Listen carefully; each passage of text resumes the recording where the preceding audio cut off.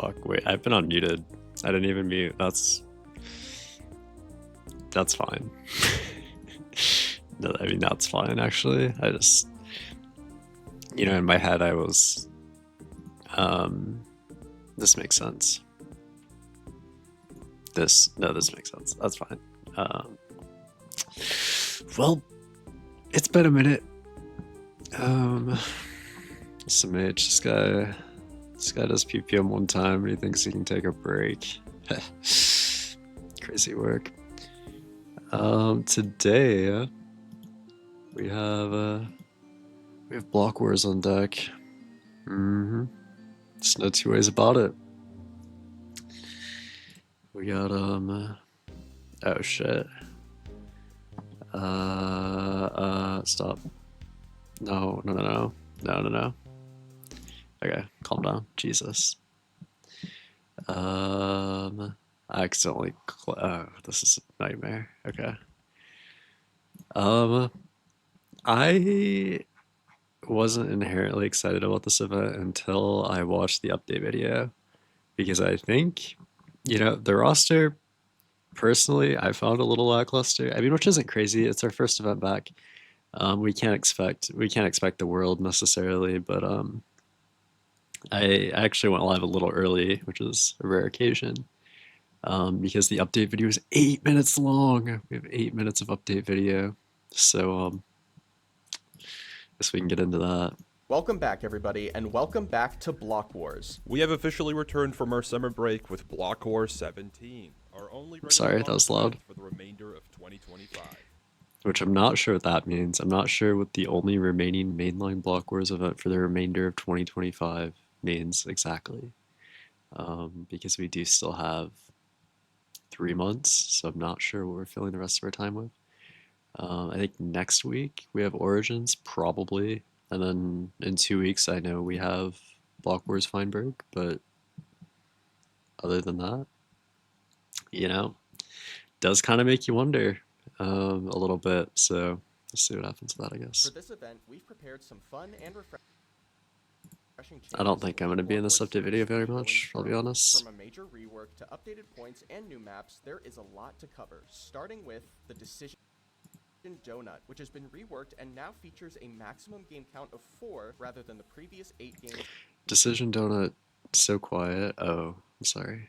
I thought it was loud when it started. To allow for more custom game Is it better orders. now? This means games will be added into the Decision Donut. This is really cool. Decision Donut changes, so there's only 4 now, and then we add more periodically. Throughout the event. So It's actually been a while since we've actually kind of played with this format a bit, so I do think this is potentially good. I think it adds more RNG, I guess, but I think there's maybe some, I don't know, I feel like that's maybe good a too. quick rundown. In the first voting round, 4 games Lunge Game 8, surely, right? are available to be voted on. After a game is played, it will be grayed out in the donut. In the third voting round, 2 games are added into the donut to fill the gaps. The fifth voting round is still decided by the audience, with them voting between the 2 remaining options for which game gets played. This is such a better format as well. Having the audience only vote on 2 games is it just solves so many issues. It's awesome. Next. In the sixth voting round, 2 more games are added into the donut to fill the gaps. In the last voting round, if only 1 game is left, voting will be skipped. But that's not Surely there's not secret 9th game that we're announcing, right guys? all, No. because some rounds may be spiced up with the newly introduced instant round effects. Instant round effects behave like a power-up, but instead, they'll activate automatically and affect This is kind of cool as well. Just a little more variety to every voting, player. I guess. An example of an instant round effect is size change, which will scale every player. Wait, so how do you decide which? It's just random. There's just out of the 8, 4 random games are chosen, and then once 2 of them are played, 2 more replace it. And then round 5, the audience votes between 2, and then they replace them again, and then voting skipped round 8 because that's the last game. Player based on their team's current placement in the event. The lower Hey, I love your Twitch stream, and I followed you on Twitter. If you give me a follow back, it would be great. Yeah, I don't know how to tell you this, but I just don't think this is gonna work out, nor a VTuber. Hate to burst your bubble. Your team's Yeah, place in no, it, the just larger you'll yeah. appear, giving you more voting power than others. Players on the first or second place team are worth 1 vote, third and fourth place are worth 2 votes, fifth and sixth are worth 3 votes, and seventh and eighth are worth 4 points. Instant round effects will appear. This is kind of cool too, but like it may not even happen, or does it always happen? I don't know. A We maximum went of into 2 a lot of times depth per about event that at for a something random that's point between kind of voting round 2 and 7. The Decision Donut has also received 2 new power-ups. Sticky. When used, the player starts this is glowing pretty funny. You just get like a giant stack of people. It's like OP player grabber, I guess. green and becomes sticky. Any player they touch will stick on top of them until It's the a great votes are time. counted. Big Freeze fan of bomb. this. Freeze It's bombs like it's really silly and like voting like this just feels like the fucking RNG voting update. Like we just added like 5 more factors. Also ham sandwiches. Oh my goodness. can be thrown at players and will explode after 3 seconds, freezing all nearby players for 5 seconds. And finally, the magnet power-up has been removed from the Decision Donut. With the biggest for update the out of the best, way, really. let's continue onwards with the games. Up first, Extraction has New extraction map. It's fine, I think. Probably. I mean, it looks cool. I can't really say more than that. So we'll see. I mean, received it's obviously always like all about how it's played anyway. So it doesn't really matter what I think. a new map called Chamber. Players will have to navigate through a uniquely laid out map, themed after Minecraft's latest and greatest, trial chambers. Alongside this new map, there's a new power-up making its way. This is cool. I'm a big fan of this. I'm curious how it'll be utilized. I guess maybe it won't be like the smoke grenades never really got used to their full potential in my opinion, but I do hope that people see the value in this because I think it's cool. I think this is a really cool Extraction, addition. the glow nade. When a glow nade lands on a wall or player after being thrown, it'll explode and make everybody in a 5-block range glow for 5 seconds. This will Big fan also of work this. through walls, making you visible from anywhere during the glowing effect. In Chamber, there are 2 glow nades near each team and a health up on top on the sides of the map. Extraction also sees an update to its points, with the team bonus being slightly nerfed, kills and extracts being brought back to equal value, and damage points being given the slightest of buffs. Blockwars 17 sees many more point changes, but we Probably won't for go the into full best. detail during this video. If you want all the exact numbers and updates, you can check out the website for all the updated points linked in the description. Not gonna be doing that. Trailblazers has had an Whoa, update to its points Trailblazers. as well, with tridents and ice boats being nerfed by roughly I don't know how I feel about this. I think it's probably good. I don't know that I don't have the exact numbers or know the stats or anything. I don't know how many Trident and Iceboat courses are actually being completed, at least main roster. Because obviously they are less appealing movement types, but I think shortening Trident makes a lot of sense. Um, Even though it's going to be less satisfying to good players, I think for players who aren't as good, you're going to be consistently getting more of those like higher medals and things if you don't have to go as far. Which obviously comes with the point nerf as To well. make up for that, we've reduced but Trident courses to only feature 2 levels per course rather than 3, and all Ice Boat levels have been slightly reworked to take less time to complete. Ice Boats has also received a handful which again I think makes sense. I feel like there is typically a pretty decent deficit of people not doing ice boats just because it takes a while and there is like a pretty significant skill gap, and that's the thing with like a lot of these like Trident ice boat, like both of those courses anyway are going to have less people just inherently because they're harder. There's a bigger learning gap. Like if you have never used a Riptide Trident, like you're just never going to be good at Trident courses. Like there's just such a significant like skill curve that you just will not be able to comprehend within a 12-minute Trailblazers. of brand new levels, so Same we thing get with to Ice Boat. voting. Continuing with games that have received scoring updates, Race is back in rotation, but as per usual, we won't reveal which As per usual. We did this like one cycle, like calm down. As per usual. All right. map gets played. To start with the point changes for Race, laps now give a flat score and are worth much less than before, and team bonuses have been slightly Basically just reverted race scoring reduced. In exchange, it changes. is now impossible to lose your first individual in Race to a weak team performance, even if your team gets last. That's because the points given for finishing Race have been Team performance, I can't make up my mind on it because it feels correct, but it's also like it's gotta be upsetting to get like I don't know, like top 5 and then you're like, oh, my team, like 3 of them were in the bottom 10 and now I'm like 11th place or something, which I don't know how significant it is anymore, but I don't know. Does Acers have team bonuses? I don't know. Majorly I have no buffed. idea. Placing in the top 3, in the top 5, etc. will give a bigger reward than the players below you compared to previous renditions of Race. Firefeet returns to party from series. Yes, Fire Feet's back. This is cool. Fire Feet's just TNT run basically, but it's awesome. Big fan personally. 2 with a new I'm glad that we finally. I mean, fingers crossed. We haven't seen Go Down in a minute, so that's something. Maybe we've retired it. map and some big updates. But first, we'll explain how the game works for those of you who haven't seen it before. Firefeet is a party minigame where the floor melts below your feet. When a block melts, it'll change in color a few times before it disappears. The first new update to Firefeet is the leap item, which players can use to launch themselves a few blocks in the direction they're facing. The leap item has 3 charges, and once you've used up all of your leap, This recharging mechanic is so strange to me. In my head, I think it makes more sense to just make it. Okay, and I hate to say this, but I think just making it Funny War style, the more blocks that you run over, the more leaps you get, makes sense to me. But maybe that's just because I'm like, I don't know. Maybe I'm just used. Maybe it's just because I'm used to like seeing how those kinds of events work. But like, just getting 3 leaps off the rip and then not being able to get more unless you use them all is like weird.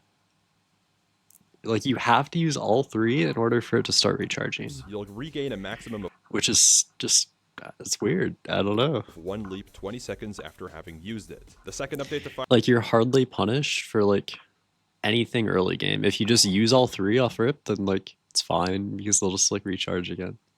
But if you only use 2, then you're just like stuck with 1 anyway. It's is the just it's introduction of weird. disasters. These are environmental effects that apply to all This might be much. I'll be honest. I think we probably just could have put the players in normal TNT run, and we didn't probably need the disaster thing. It's one of them, as you can see, players, is like hot, where players speed, temporarily gain speed, or earthquake, which I feel like is just a recipe for disaster. Like everyone's just gonna run off the map, man. causes parts of the map to decay extra fast. Alongside Firefeet and Party, Splat, Crossfire, and Photon will appear in Almost a perfect party roster.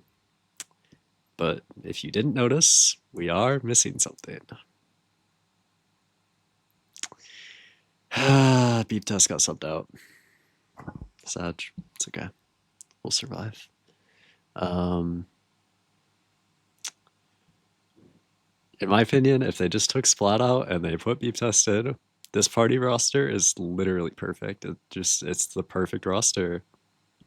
But unfortunately, we've got Splat instead, which just I mean, it's a party classic, but it's dated. I'm sorry. It's just old at this point. Blockwars 17. Beep test Splat is has received fresh a and new new map in called my City, brain which still. features a unique layout with tall buildings. But it is a new Splat map at least, which hopefully we'll appreciate. Though I don't even know, like, do you even notice? Do you even notice that you're playing on a new Splat map? Like, you're playing it once a month. Like, imagine you're playing Splat 1 time a month. Maybe every other month or something. Like, I don't know.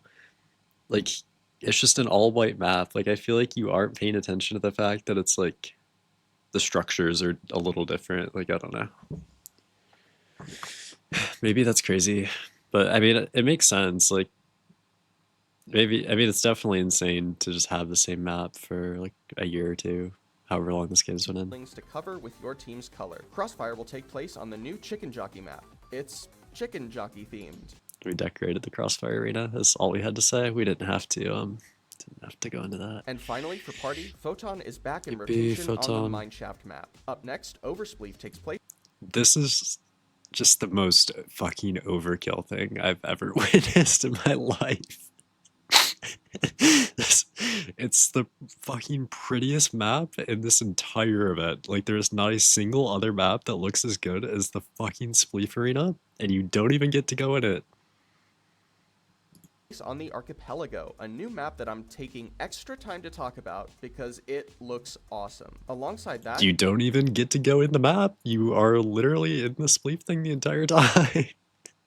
Overspleef sees the long-awaited return of Meteor Spleef with a small There's, in my opinion, there's not a single map that like contests how beautiful this fucking like map looks, and you don't even get to go in it, and it's The devastating. meteor shower has been entirely removed, and instead, meteors will slowly We convert it to a battle map. Thoughts? add capture points in a Spawn border. frequently throughout the round. Every time that happens, a warning appears to let everyone know. The map decay is also Also, Meteor Sleep is back. I glazed over that because I was so excited about the No Adventures Allowed. Sag.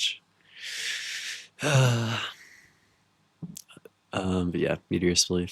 Really nothing worth mentioning there. been changed to now go from out to in, pushing players closer together throughout the round. It's Besides fine. Meteor Spleef, the other two rounds included for Block Wars 17 are Vanilla Spleef and TNT Spleef. Blitz Hunt is back after its first bench in Block.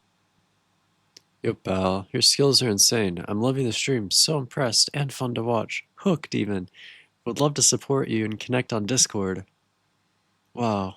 Thanks for that. Thanks, Sydney.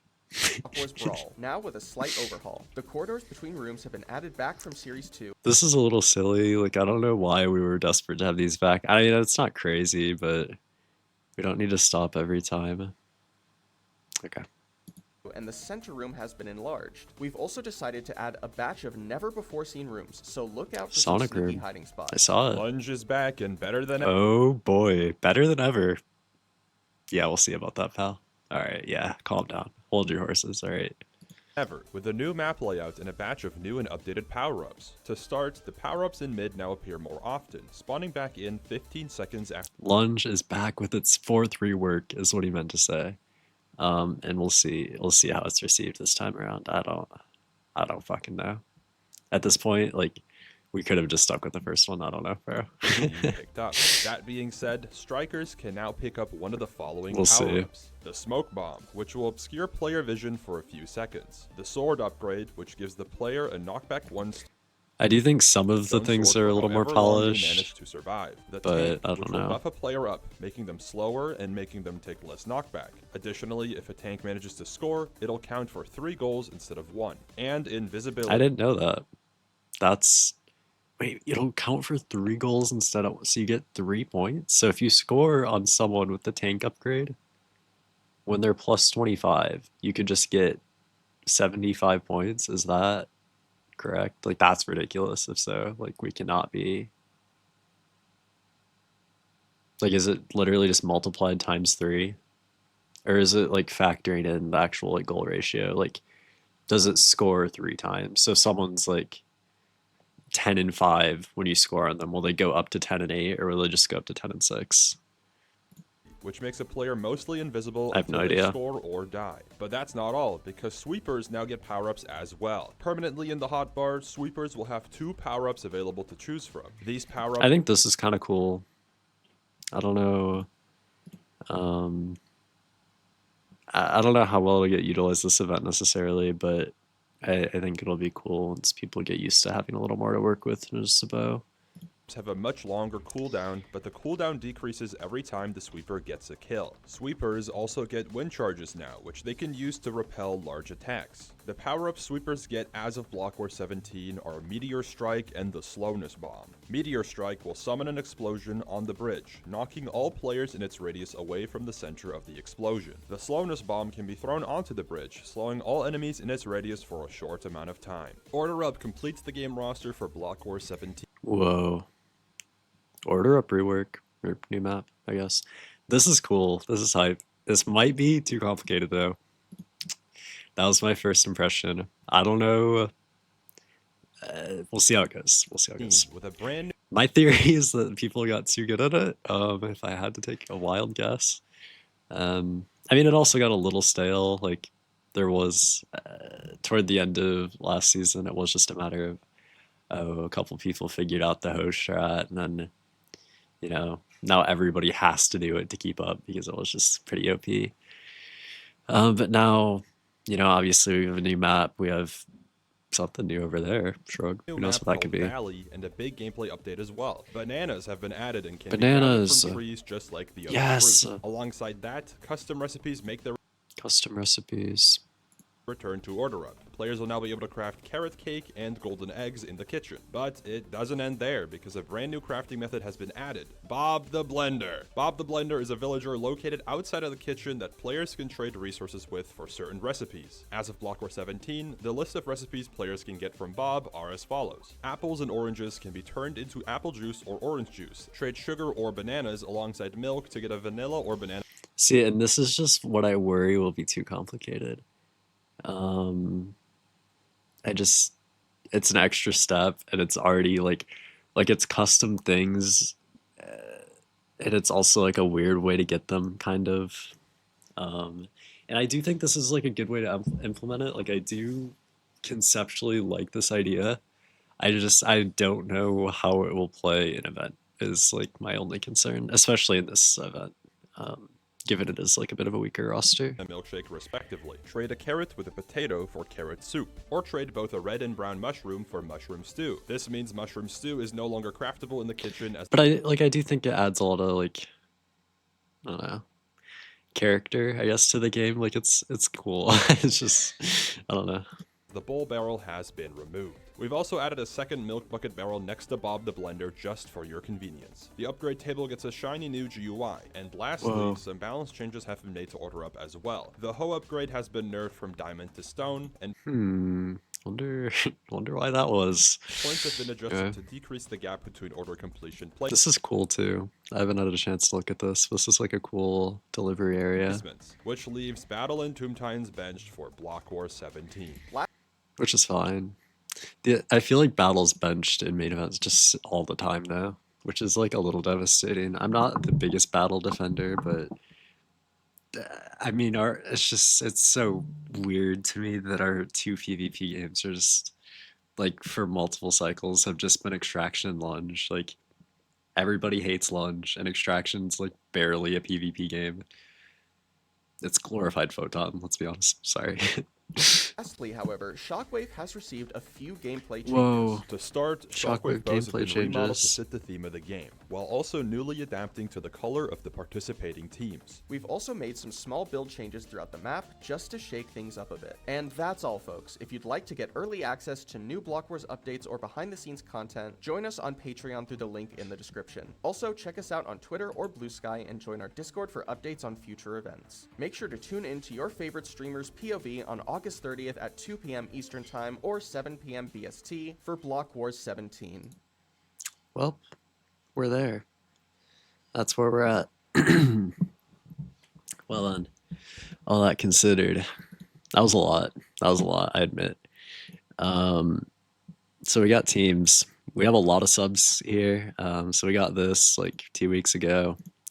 Everyone was like, guys, you've only been on break for 2 months. What's happening? How are we already back? And then, we got our first team. President Pancake. Dude, someone told me how to say this name the other day, and I forgot. I'm an asshole. Oh my goodness. I don't know, bro. I'm sorry. I was literally told how to say it. This is devastating. Reino, Sleepy, and King Samalot. I don't think there's too much standout here. Like, I feel like this trio's probably happened, or like some iteration of it. I think it's been quite a while for King Samalot since he's competed. I know he did the Kai Cenat thing. He was in the like Streamer University or whatever. So kind of an insane shout, but that's that. For Orange, we have Anthos, Parasite, Steven Septic, Antfrost, and BTMC. CumGod69, the GOAT, or something like that. Though I do think he's going to be nicknamed, so his name is not going to be that in event, unfortunately. Hate to be that guy, but I'm pretty sure that will not stand this time. Though it was quite funny. Yellow, got Greninja, Wolfie, Volpixie, Seisha, and Delamy. No notes here. Just a Blockwars ass Blockwars team. I mean, that's how I felt for all three of these. Like, Green, we got Zoomies, Hannah Rose, SK, Lydia, and Schrodinger Lee. Just another one. Like, I don't know. These first four teams just they just feel, and I hate to use this word. It just feels pretty stale, man. This just feels. We do have one newcomer among them, in Lydia, who I believe is a Valorant player or something, FPS player. I think competitively for a team, but I don't remember what team off the top of my head. But anyway, that's hype. Other than that, really just not much to note. Just kind of your typical Blockwars teams. Then we have Aqua, Emerum, Shira Hiko, Boostfer, Jojo Solos, and Durapchu. Important to note, I think there were 3 or 4 different subs, one of them like an hour ago, so you know, don't hang on to these teams for too long because they will change a little. Blue, we have Lion Chu, Misty, Radoons, Giga, and Rev Scarecrow. And then purple dropped. I was still a little like, yeah, I mean these teams are fine, but there's really nothing worth my time. I didn't really get hit with an urge to watch this event over ranked playoffs, which is also happening at the moment, if you're curious. And then this team dropped, and I was like, oh. I mean, my first thought, and this was my first thought, was that Captain Sparkles and Come God 69 would be in the same lobby, which was just already an opportunity too good to pass up. But Captain Sparkles accompanied by Lagundo, SP737, In the Littlewood, and Speed Silver. I mean, that's a team. Scott Speed Silver, obviously, in my opinion, one of the most impressive, just like such an anomaly among the Minecraft space, because he was like #1 Hypixel UHC player or something for like forever, and then he got into like the whole like storytelling civilization event kind of thing, which was just really impressive, bro. Like, props to him. Then obviously SP737, our newcomer, couldn't get into MCC, but we managed Blockwars, and that is a beautiful thing. I'm a massive fan of that. But yeah, a cool team. I think it'll be pretty chill. I don't think it's very competitive, but I do think it is. It'll definitely be a fun team. And finally, Pink. I don't know why we decided to pull it back in the final 2 teams, but in my opinion, this team is, well, pretty hype. We have Zam, Philly, Sneak, Minute, and Tubbo. Yeah, again, Pilly is a newcomer. Minute, having played only a couple, maybe only one other mainline Block Wars. I could be wrong on that, but pretty hype, yeah. And I don't think Tubbo played many. It's like, no, not Tubbo. Yeah, Tubbo did, yeah. Tubbo was the sub that I was talking about that came out last minute. But our first sub was VKim in for Rainho, so a newcomer at the very least, which is something. I have no idea who they are, but content creator apparently. Maybe another Valorant player of some sort would be my first impression. It's kind of what it looks like. So cool. And then we got Green. We have a sub as well. We have Jeremy Fraser in for Lydia, which I actually forgot this sub happened, but apparently Jeremy Fraser did a bunch of VOD review. So that's, that'll be interesting, I suppose. And then our final sub, which happened just an hour ago. Not our final sub, actually. I lied. We have multiple more still. Cherryfire in for Tubbo.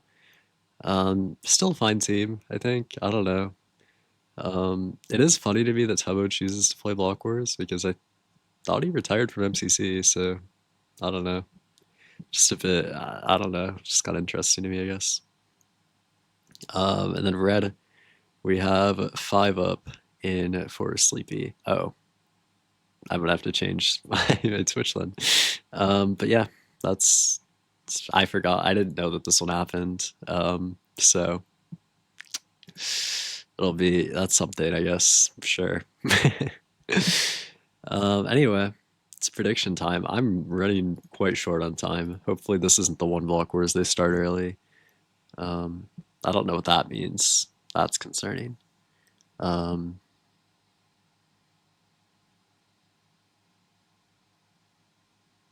no, it seems like I've still got time. What's 5-Up's Twitch?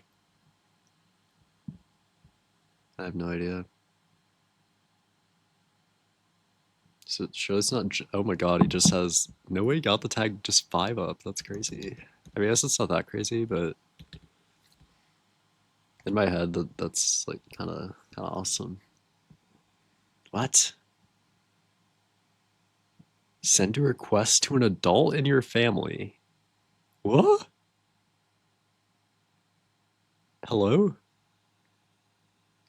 Excuse you? Microsoft? What? Hello? Well, what? What do you mean an adult in my family? What? Okay, what, okay, I didn't consider this. Um, well, I guess we're going back to starting. What? Request sent. If your parent approves your request, you can use the link below. Are we dead ass? Excuse you?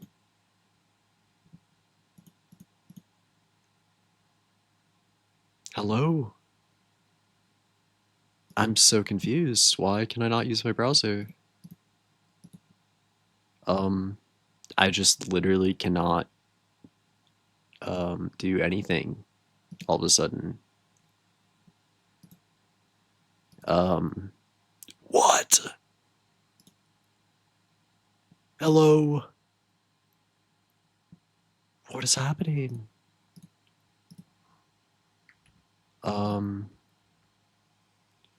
What the fuck are we doing?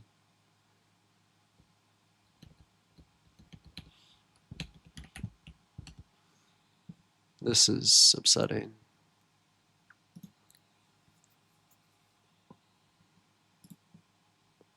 Well, unfortunately, Chrome doesn't fucking work, so this isn't my fault. Okay. Well, I guess I'm just gonna try this again, then. I don't know what to say about that. Hopefully, hopefully it doesn't do it a second time. If it does, I don't know what I'm gonna do. Who are the people? I don't know. Let's just figure out predictions, because I think we still have a little bit of time. I'd switch POVs. Well, I can't switch POVs. Like, that was the multi-Twitch thing.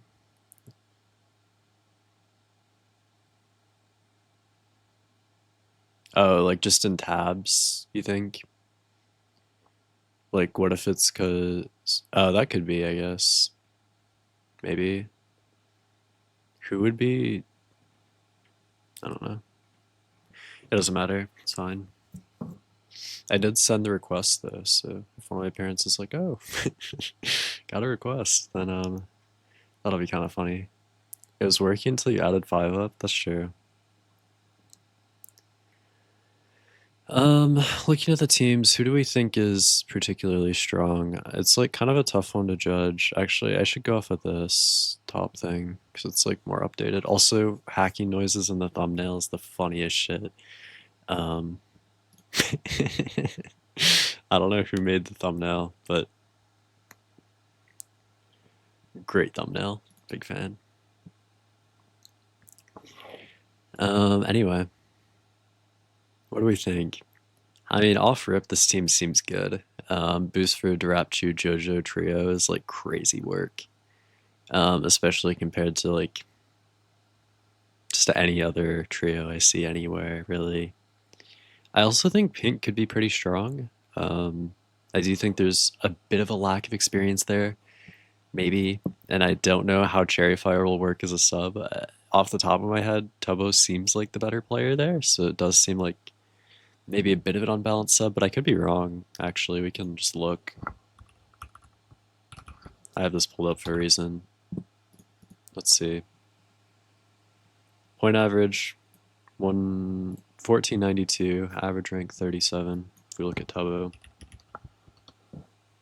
average rank 33. So a bit better, but also less events played. So, you know, maybe we give it a pass. It's like pretty close. Fair enough. We're gonna move that to the end. But I do still think this seems pretty good. Sneak has a lot of experience. Sam has a decent amount of experience, so there's definitely some room to shine there if we so desire.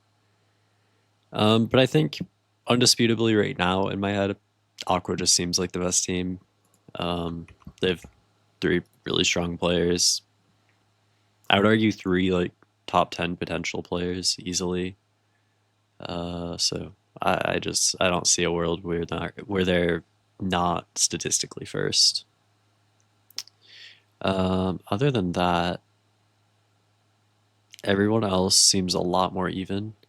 I will say purple strikes me as a bit weak, and so does green, but I think green has pop-off potential. Purple, sorry, purple, a little more for fun, little goofier.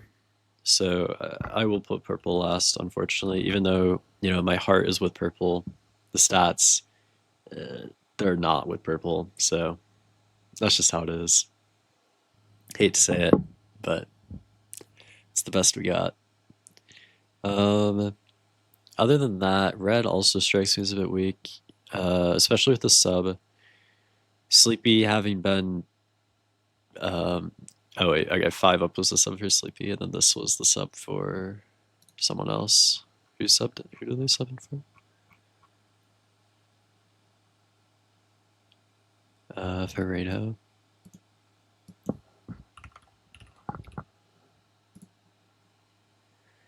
Which I feel like this is a crazy sub. Putting in a newcomer for someone who's like, you know, got a couple top halves. Like, I feel like this is a crazy nerf. I'm sorry. And maybe this person will end up being cracked, but again, like, first event, they probably didn't VOD review. Maybe they did, but I don't know. It just seems like kind of an interesting choice. So I will be putting red here for now. Also, I'm like praying Blockwars hasn't started. I should probably like make sure though. Because if it has, I'll just like fucking book it, I guess. It hasn't, we're fine. Okay. They have this guy won't open the tab list, so I have no idea how many people are missing, but at least a few. Okay. I'm gonna say green's like pretty middle of the pack. Actually, no, I'll put green here. I don't know. I don't know what I'm doing. I'm just saying shit at this point.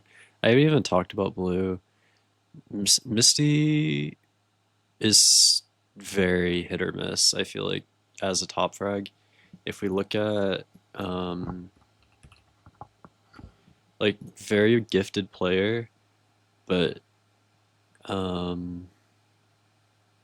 maybe not the best team leader, at least in my head. There's a lot of up and down here, so bit of inconsistency. Obviously, coming off of Blockwars 15 and 16, where we got 12 in both, which isn't too shabby at all. So maybe we're on a bit of a high. I don't know. That being said, Radoons is a great second frag, or even, I mean, potentially top frag. It really could just be a good day. I know he's got a couple top 10s in our spot as well. If he shows up, I think he subbed out of his last event, but yeah, again, pretty similar stats to Misty, to be honest, maybe even a bit better. So,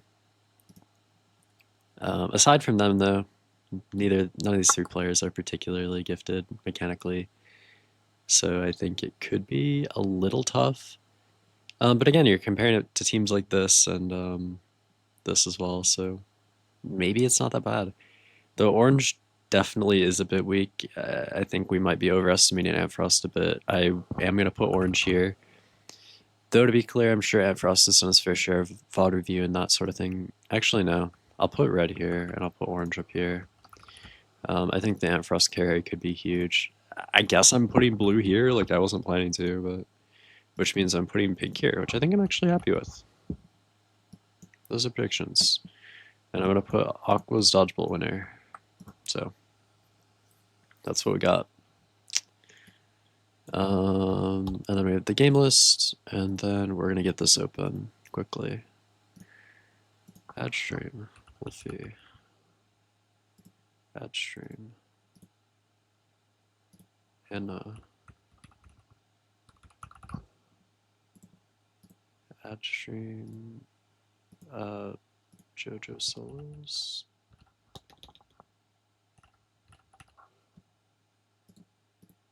And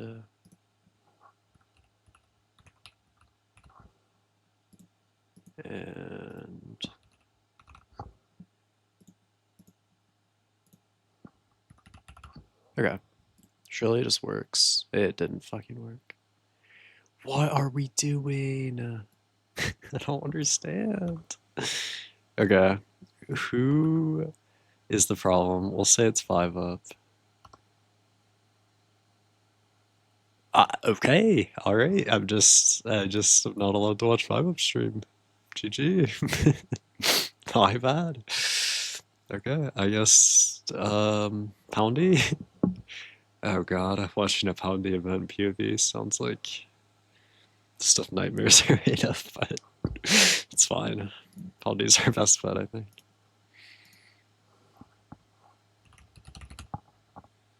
President _ pound cake. Okay. At least he's live. That's 1 plus. 5 up's also probably live, but it's fine. Anyway. Dude, this is a beautiful site. One that oh boy, we're getting sorted out. Wait, did Misty change her overlay? It like, I hate to say it, but it was a bit obnoxious before. Now I feel like we've got something going now. This is better. Before it was very in your face. This is a site I never thought I would see. This is awesome. Big fan of this. Yeah, I mean, I'd assume we're probably pretty close to event start, if I had to guess. Surely 69 Come God's still here. Surely they didn't nickname him. Where is he? Look at him. Where is he?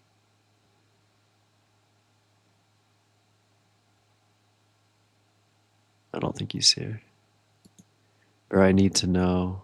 I mean, they definitely did. Sigh. Where'd the goat? What happened to the goat, bro? They're nerfing orange team, real and true. Soccer game. You did just fine.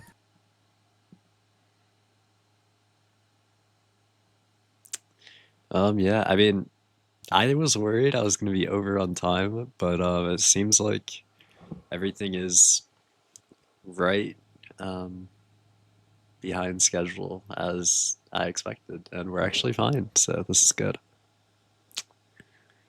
This is beautiful. Damn, I feel like I've been talking this whole time. It's kind of crazy. How are we? How is anyone listening? How are we feeling today?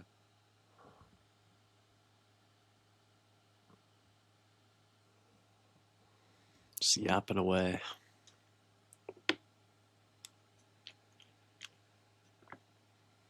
I had a tough time getting out of bed this morning. It was a struggle. But I did it. I persevered. Shockingly. To everyone's surprise, really. How are you, Sydney? How was your morning?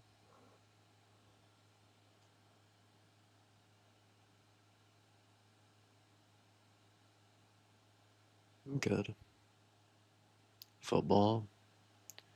Football. My dad's working a football game tonight, or well, he's doing like pre-game stuff now, but it's true.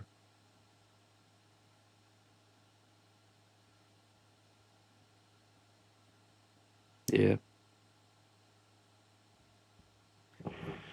it's pretty chill. I don't actually really have much more to say about that. It was just kind of just a one and done, really.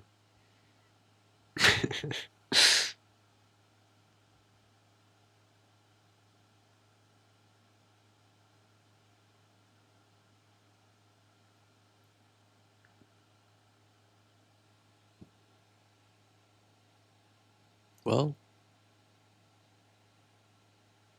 for two non-football enjoyers, no, it is. Yeah, I mean, we've really run out of things to say if we're sat here trying to talk about football. It's really not built for us. So it is a bit of a wild thing to even consider. Do I have the wrong Hannah thing, or is she just not live?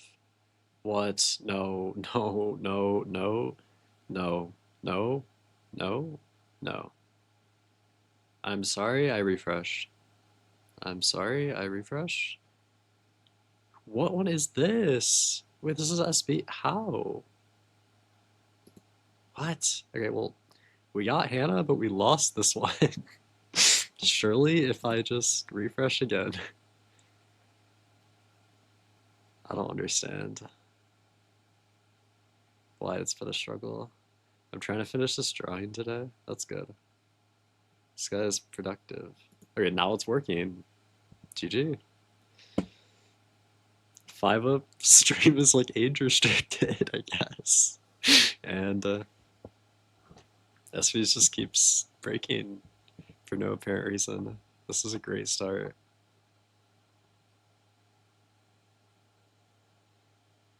How does it? I don't know. I think I've lied about my age on every single thing ever. I don't understand how it could possibly. And like I'm 18 in a month and a half.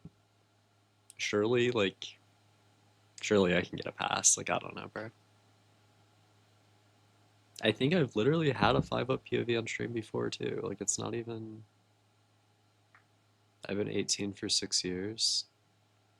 No, yeah. Well, I used to just be 40. I used to use my dad's like birthday for everything. So that was always my angle. No, it's just dad's account, shrug. Bit of an overshot. Um yeah. I mean I'm basically there now. I'm like effectively elderly. So it's wild to even be having to ask for permission, but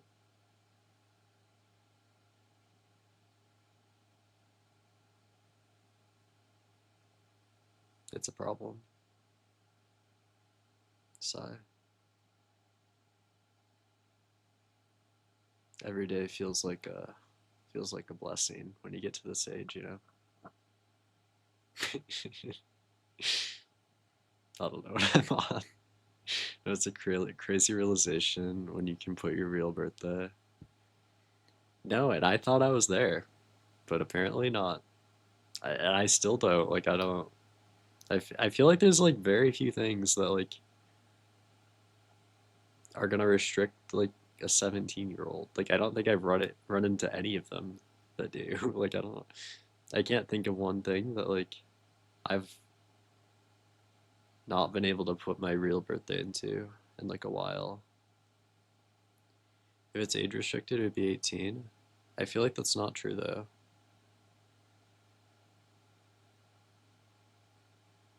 Like you're not allowed to have like a Gmail account until you're 14.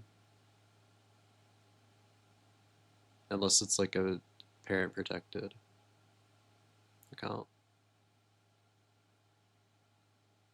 No, I mean for Twitch. Well, yeah, for Twitch.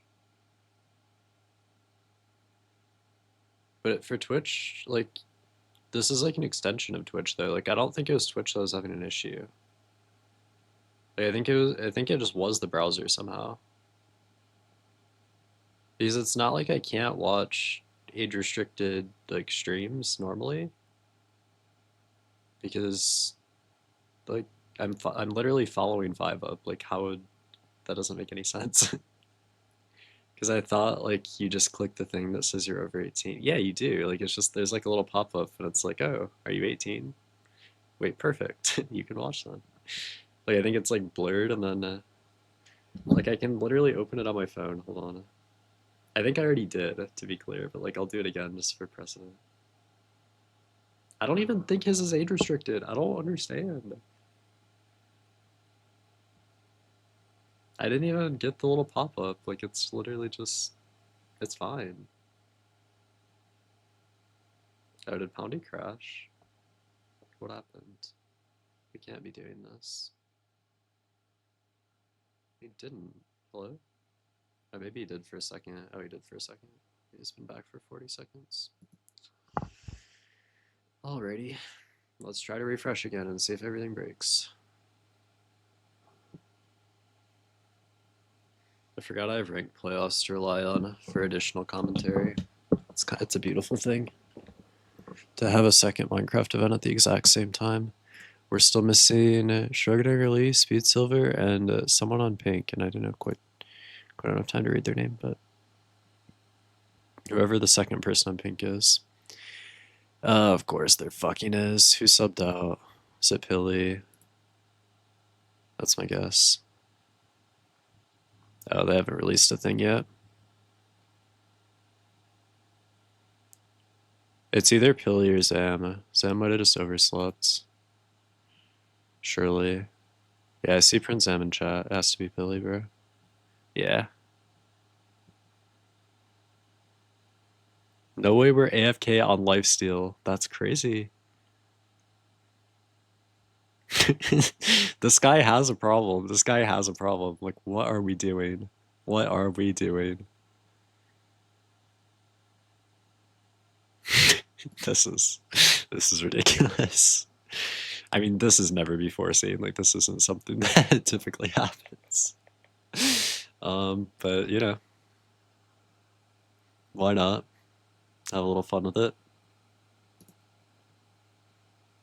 Oh, Jesus Christ, we got Seawat. All right, you know what? Sure. This guy is just always on deck, all the time. It's so good.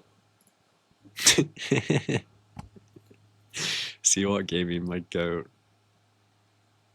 All right, dude, he's played in like every Block Wars. I swear to God, this guy's been in like every single Block Wars I've watched partied. It's a good time. But 14, 15, 16, and now 17. It's a good day to be a Seawat Gaming fan.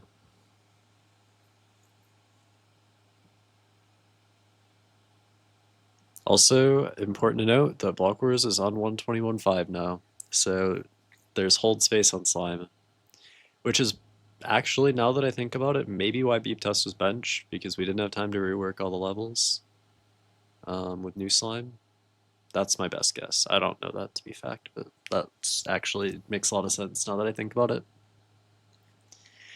Which also surprised me. Maybe I guess we just spent our time on Trailblazers instead, which makes sense. So. Shrug. But new Slime, I don't know what else there is really. That's the only one I can really think of. It's a pretty big one though. Though to be fair, like I can guarantee 90% of the people on here aren't even gonna know what that means, so it's like kind of irrelevant for this bunch.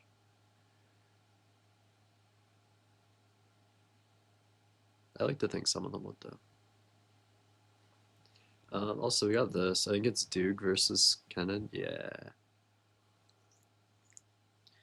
2-0. We had the first match of the day was Beef Salad versus Loki, and I think Loki won 3-1. I want to say, and then the second match was Hax versus Rannick, and Hax 3-0'd. So the last seed was unlucky though. But regardless, that's what we're dealing with over here. I don't know if there's much else to,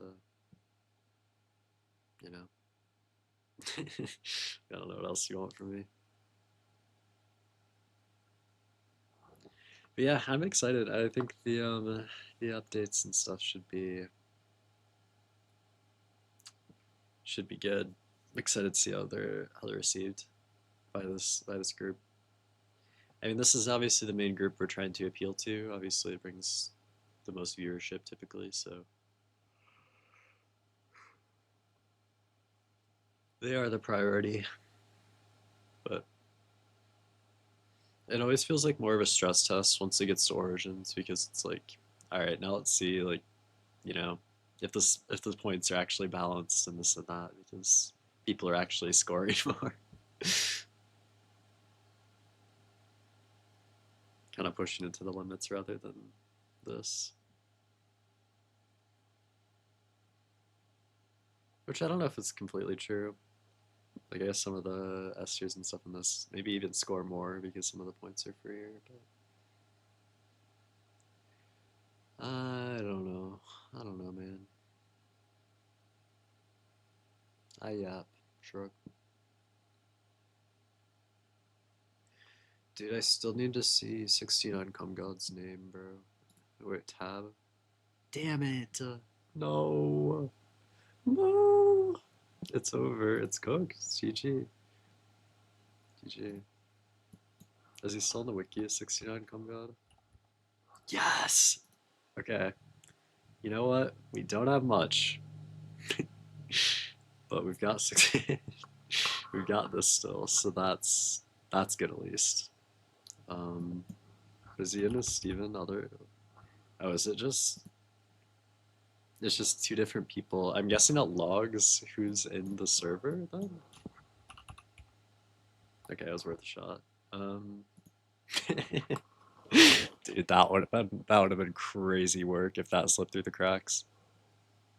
Are you ready? Ready, check. It actually matters what 4 games are in the decision donut at this point too, which is kind of cool, I guess. Normally, I don't care too much actually look at it, but it actually makes a pretty big impact here. So we shall see. Because I mean, there's just a world like, you know, a team's worst game doesn't go in rotation until the last round of games. So if a team desperately doesn't want to play order up, it could just be in the first wave as well. So yeah. If team's like, all right, guys, we have to get Lunge out first, and then Lunge is just forced game 7 or 8. That'd be pretty funny. I'm down for a Lunge game 8. There's no Feinberg to yell at it though, so unfortunately, it might be a bit lackluster. I hate to say it.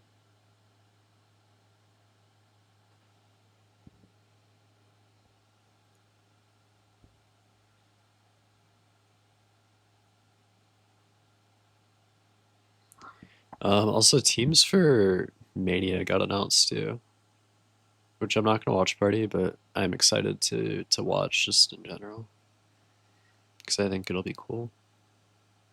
Excited for Mania.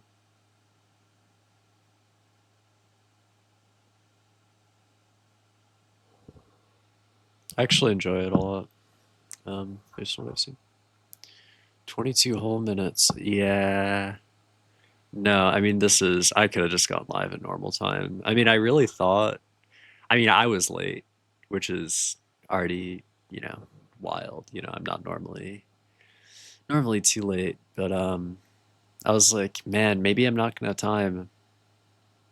And I didn't have the screen up until like 2:05. I mean, partially because of technical difficulty. Well, entirely because of technical difficulties, but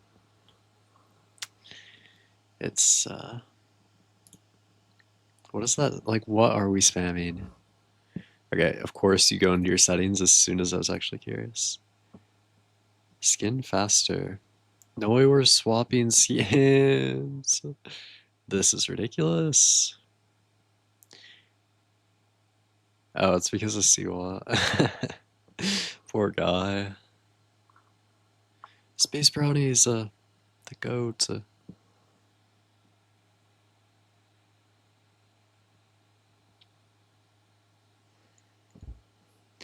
Bro, log in. Damn. Jesus.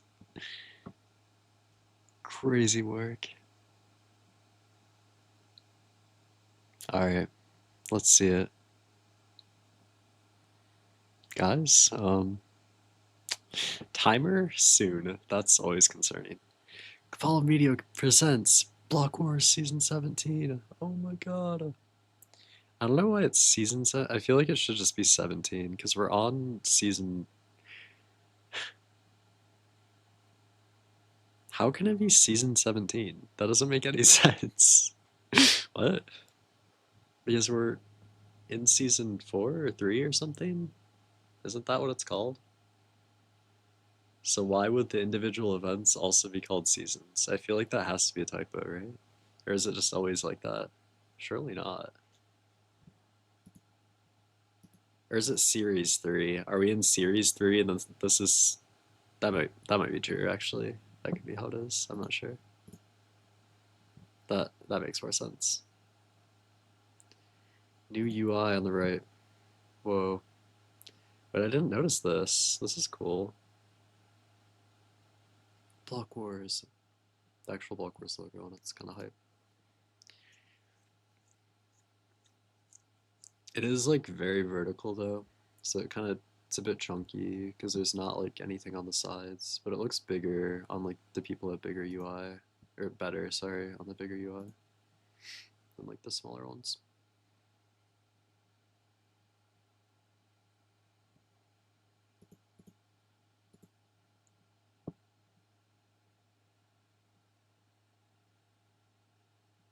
All right. No, I mean we're only 25 minutes past start time, so I believe let's get the show on the road. You know, gotta get moving. All right, let's meet our newcomers. SV737, yippee! V Kim, ooh, Jeremy Fraser, yippee!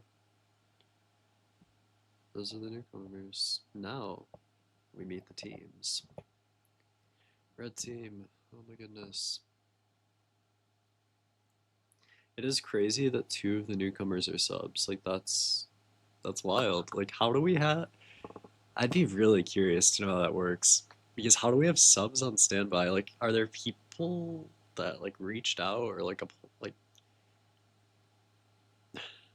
I don't know how you get like a sub on such short notice that's also a newcomer. Like in my head, like a sub is just always gonna be like a player that's already played, I guess.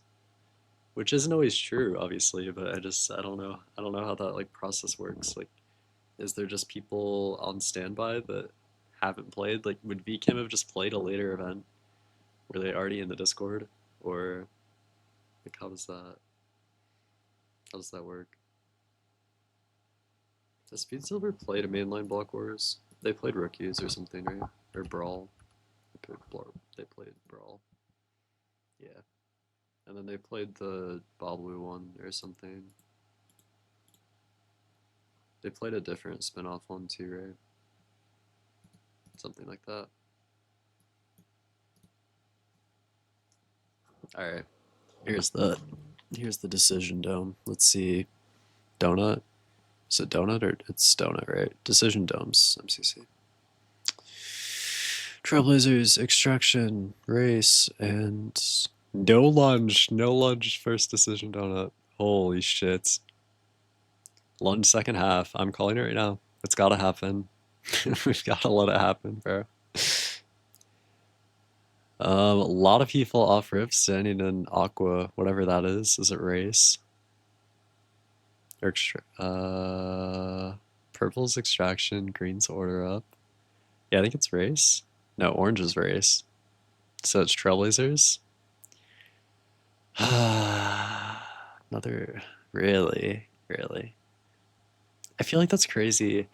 I feel like it's like a crazy pick as well because Trailblazers is like such a versatile game. Like even if you're like, oh, I'm awful at movement, like you're typically talking about race movement because you have a lot of opportunities to kind of come back in Trailblazers. Oh my God, I'm stupid. It's extraction. Okay. I'm so stupid. I was shit talking just for fun, I guess. All right. Extraction is. This makes a lot more sense. Yeah. Always a learning curve with the crossbows, just because it's a little weird to get used to the reloading. Which in the past, obviously, we've played with the auto reload, but there's been very mixed feedback on that. So, and I honestly still don't have a great opinion on whether the auto reload is better or worse. Because the animation for the quick charge is pretty deceiving. So maybe if we just figured out how to get rid of like some of that desync so like the visual indication was more clear as to when your crossbow is actually loaded. Then I think I could get behind just normal crossbows a lot more. But that is like kind of the one thing holding me back a little. Other than that, I'm excited to see the new map, obviously. I think that'll be really cool. I don't think it'll live up to an Ami Temple, which is, in my opinion, just the best extraction map that we've ever had. But I hope it's better than the last one. Fucking Dusty Dunes or whatever. Whatever it was called. Dusty Dunes is a minor map. I don't know what the extraction map was called, but something like that. It had sand everywhere. Leave me alone. Yep. That's all I got for you. I'm excited to see some good use out of the glow bombs as well. It's the other big update. We'll see how that goes. I do hope they all take this time to explore the map pretty well, because I do think like it's pretty easy to miss these hearts, in my opinion. Like they are, if you don't know exactly where you're going, it can be a bit tough to like get there on the first try. It could be a little deceiving, so we'll see. We'll see if they struggle with that at all. I don't actually know like how teams typically stop moving the fucking desk, man. I keep like swiveling in my chair the wrong way, and I hit the lever to make my desk go down. And I mean, obviously, I don't want it to go down, so it's a bit of a problem.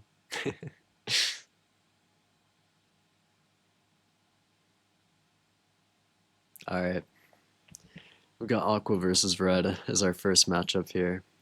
Doesn't matter. Yes. Yep. We're gonna. I'll even we're on gonna mute like, as a treat. Let's hear some of the it's comms. the first game. That's so sad. Dude, it's Wait, sad. why is there no music? Oh my god. It's... All right, Poundy with the glow bomb. I'll be curious to see this usage here. See what we got. Okay. You got the help. You got the Going help? up Oh, right it's- immediately. We are running into 2 or 3 people here. A bit scary. We're taking pretty significant back shots. We are just fully dipping, leaving our teammate over here. We did retreat a bit aggressively. I'm not sure I feel about that. Hit one. This would potentially be a good opportunity to use our glow bomb. Or not. Maybe we forgot we have it. I can't tell. Whoever this is pushing up really aggressively, and Pouty's not providing much support. Yes. There's a guy. They got me boosters too. Low. Oh shoot! Oh! Remember, you can ping with offhand too.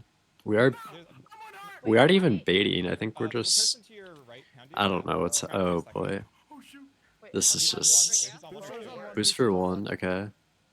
Zone 1, okay. Unfortunately, we haven't used this, and I assume we're maybe not going to. Oh, damn. That was a good shit. Ooh. Last one behind you, right side. They're spawn. Yep. Behind you, Kim? Okay. Yeah, right there. That was a good shit. That was a good shot. What am I on? They're one shot. No, you want to kill him. There is glass there. Trying to distract. Just ignore this. Or, Yeah. like, push her. Damn. Yeah, you can push him. It is a shame we didn't see the glow bomb. I think there was like 2 or 3 opportunities that would have been. Oh shit! Draptree almost pulled it back. That is devastating. That was a great round from Palmday though. I do question some of the mid game positioning, but he brought it back in the end. So respect for that. Again, though, I'm a little disappointed we didn't use the glow bomb. We'll see if Ant grabs it here, though. I believe he'd surely figure it out. Yes, if you want to go up. Oh, we left it. Okay. Take water a little bit. Well, I'm with you. Look out, down the stairs, down the Sweet, stairs. I got the health. no, I'm sure someone will use it. They're playing across from us. Taking this angle is always just painful, I think. These little windows are so awkward. I do dislike this sort of fighting because it just feels very like, who's gonna bitch out first? It's not gonna be me. And then everyone just takes 3 damage for no reason across the map. Aggressive push from Seawat there. He did get pretty punished. Same with Zam, maybe coming for a little bit of support, but unfortunately he's not going to be able to take advantage of that at all. Yeah. And just getting some lucky positioning. I mean, not even lucky. Well, a little bit. Nobody looked at him. He was just standing in the middle of the map. This is a 2v1 here for Sneak Snag, a 1v1. And on 2 health. This isn't impossible. Oh, Ant 1. Oh, shit. Sneak taking that aggressive angle is really aura, but unfortunately he missed his 1 shot, and that was that. But that was really close. We could have seen and we could have easily seen a Sneak Stag 2v1 there, or 3v1. I don't even remember. Quite impressive, regardless. Or surely, no, Wolfie's not gonna grab it, dude. I just want to see someone use this thing, man. Wolfie's not gonna grab it though. He's not in the middle. Sigh. I think Stu grabbed it. Oh no, someone grabbed it. I don't know. So Alright, maybe we'll see the effects of it though. I mean, his team all got pinged. Orange used it. Oh, he used it. Okay. Wait, do you start with 1? Am I stupid? Or did he pick it up? When did he pick it up? I don't know. We got to see it, I guess. That's cool. This is a 4v3. Wolfie did just get kind of caught out, unfortunately. This doesn't seem particularly impossible for yellow. It's a 2v1. Yep, okay. They cleaned up pretty well. I wasn't paying attention, but...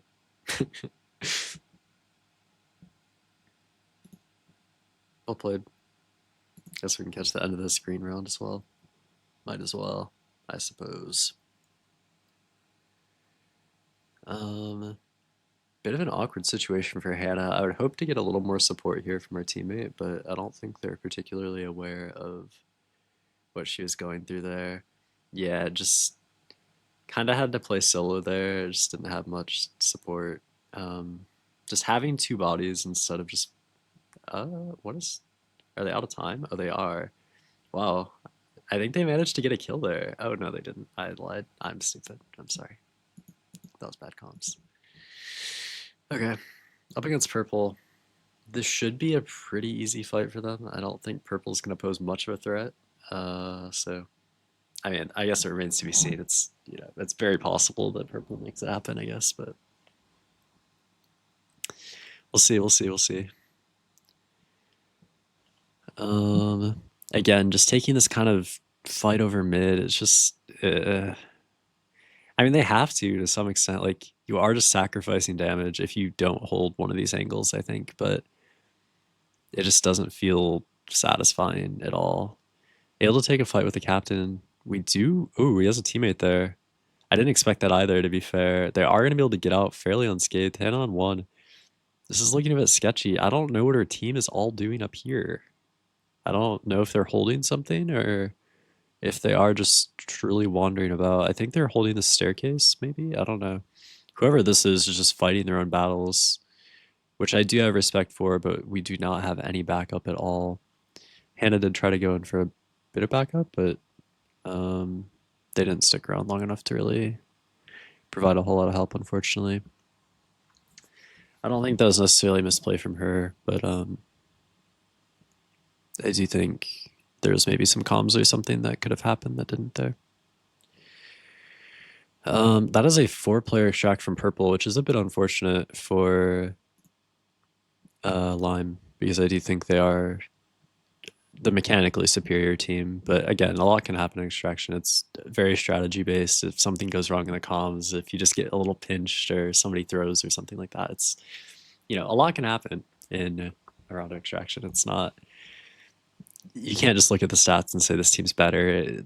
There's a lot that goes into it, I guess. We've time and time again seen teams that go 1-7 and their only winning round is against the first place team.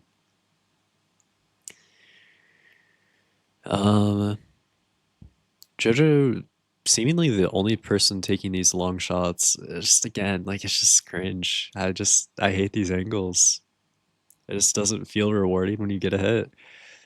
And it doesn't feel rewarding to get hit either. Oh my goodness, absolutely fried in a matter of seconds. We went from 4 to 1, unfortunate. Though it is a 4v3.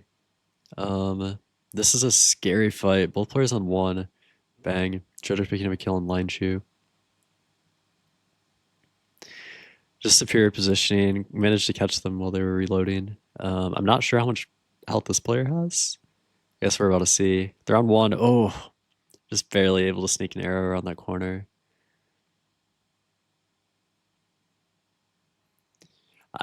I don't know if we can attribute that to game sensitive or if it's just better play, but we baited the first shot and we were just barely able to get that reload off before I think it was Giga was able to attack again. So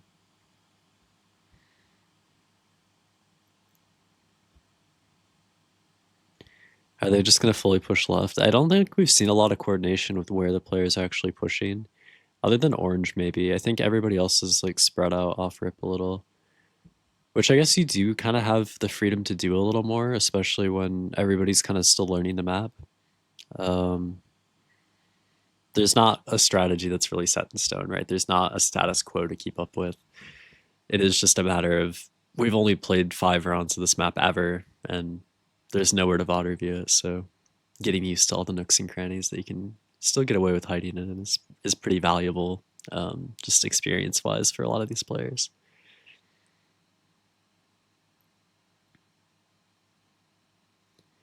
Missy is going to run up this right side. I believe the rest of her team did push left, but this isn't necessarily a bad play. Purple, in both rounds that I've seen them, have done pretty well. I don't even know where Missy's team went. Obviously, she wasn't really with them, but they are sweeping right now. Misty's 0 kills, 25 damage is an absolutely devastating stat line. Oh my goodness. That's so sad. And it doesn't look like we're about to change that. That's devastating. 0 kills, 25 damage is crazy work. Wow. That's crazy. That's the equivalent of like, what, 8 kills? Something? Wild behavior. So unfortunate. Alright, let's see it. Let's see it for full team.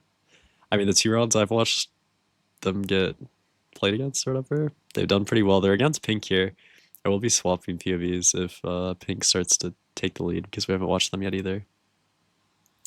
SP immediately getting this heart, actually immediately contested by Pink as well. This is a scary early game fight, but it is takeable. Oh, 2 purple maybe got a little overconfident and did get picked off. Cherry Fire on 1, but we aren't able to finish the job. So we'll swap over to Pink here and see the remainder of the players we have in the Littlewood and Lagundo, I believe. They have managed to narrow it down to a 3v2, and I know Cherry Fire is still 1 HP, so this isn't an impossible situation for Purple to come back from. Minitech taking back shots from Lagundo here. It's a 2v2 now. Cherry Fire is still 1 HP. Not 1 HP? Am I just stupid? There we go. 1v1 sneak versus in the Littlewood. Oh, damn. Purple team taking down first. Purple has to be 4th after this. Like, how are they not top half? Okay. They literally, I mean, they won all of the games that I saw them play, so I don't know what happened. That was really impressive. Bit of a comeback there for Purple after getting really overwhelmed from that first fight. SP was able to get some pretty crucial damage as well. I think he got like 4 or 5 hits. Definitely putting in work. Lagundo with 55 damage. God damn. Damn. Oh my goodness. I didn't realize he had it like that. That is insane. Well played. Fuck, man. That's, dude, I did not know he had, like, I was not ready to see that in Div. That's so impressive. Oh my goodness. Going into the next game, we have what in the donut? Just so I can keep track. We have Race, we have Trailblazers, and we have Spleef? Maybe? I think. Something like that. Order up. Race Trailblazers and order up. We have all the movement in the Decision Dome, so this will be potentially a turning point for some of these teams. I don't know if any of these teams really consider themselves to be movement teams, but I wouldn't be shocked, obviously, if we did see one of these games played. But from my perspective, looking in, it does make a lot of sense to play Order up next, just because, I mean, we know what's going to happen with Race. We know it's not a new map because they would have announced that, and we know that it's, I mean, Trailblazers is it's Trailblazers. Like, it's not anything crazy. So that leaves Order up is kind of the biggest unknown, right? Like, we don't know anything really. I mean, we do, but we don't know how it's going to play, obviously, with the new updates and such. So I think it would be pretty smart strategically to just play Order up. That would be my line of thinking, probably. Just because there's a lot of RNG, and I mean, even though there's not a particularly strong Order up team among this roster, it is still just kind of scary. Like, you never really know what's going to happen. Like, there could just be an insane pop off. One team could get like 30 orders, and then another team would get like 5. And obviously, if that's second half, you know, that's a lot of fucking points to cope with. So I don't know. That's my take. I think Order up next would make the most sense, but I could see a line where they go for Race too, just because we don't know the map. I think going for Trailblazers is just stupid. But I do glaze Trailblazers a little, but I think just objectively, having, like, it's just such an unknown. Like, I don't know why you would want the, I don't know. Yeah, Race next. That makes sense. I don't think it's crazy. Yeah, I support that. That's fine.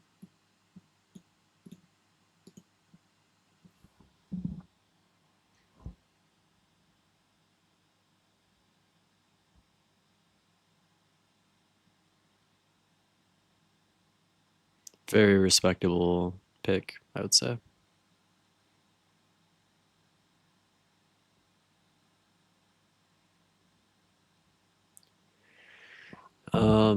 It would be a shame, I reckon, if I didn't listen to Race music for this.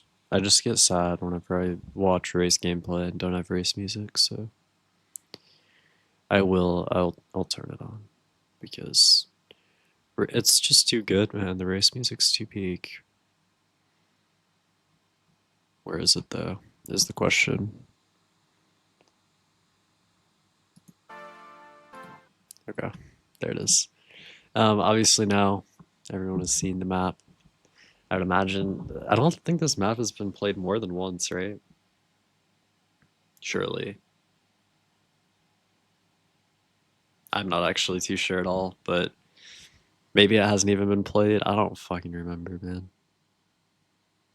I mean, surely it probably has. No, it definitely has. I just don't know when. Regardless, I would assume most of these players probably haven't seen it yet, so it's not going to matter anyway. It's new to them.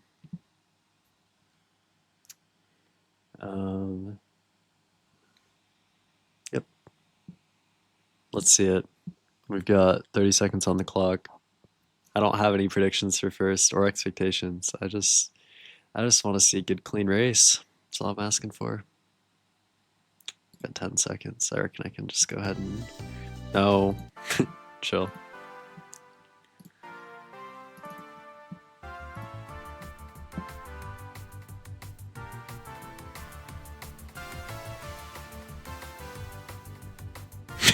Hannah missing a 3+1 off the bat.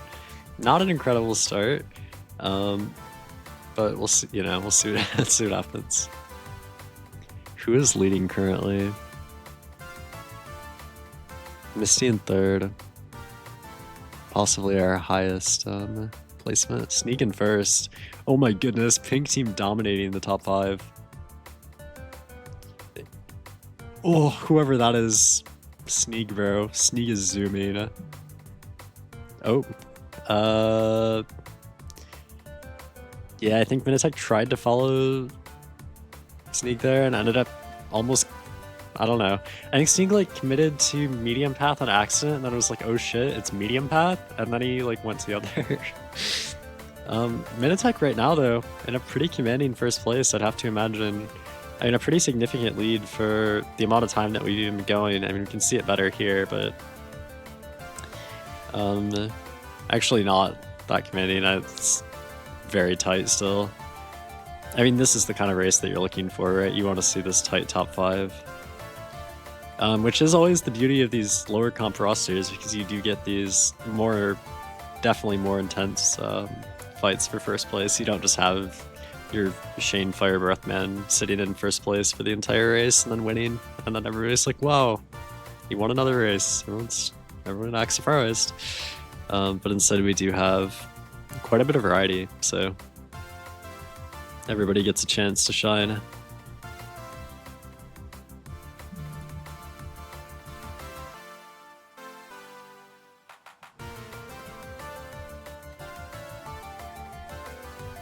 Kenna's still struggling to recover a little bit from the shaky start.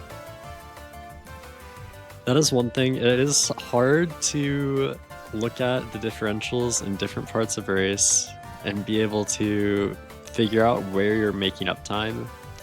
Like, just to be able to look at like 2 different splits and be able to say, okay, this split is faster, is kind of tough.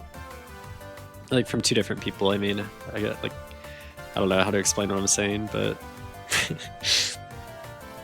like, it's hard to compare yourself while you're racing to other people, I guess is maybe what I'm trying to say. It's hard to get a grasp of when you're like doing well versus when you're maybe losing time mid-race. Is it not gonna loop? Oh, it looped, okay. Samfrost's gonna get punished. Oh, Jojo fails that as well. Let's see. Who else do we have top 5 here? Antfrost and Radoon's fighting for first. Everybody else in the top 5 pretty consistent here. Your 5 up, your Sneak, your Minitech. That kind of thing. That kind of deal. Pretty solid so far. Antfrost and Radoon seemingly neck and neck. Oh, didn't pull a Carter. We're winning. Oh, this map definitely got played in actual cycle. I remember the devastation now. Still, like, to this day, it's just gotta be the most devastating race game clip. I just don't think another one could ever really match.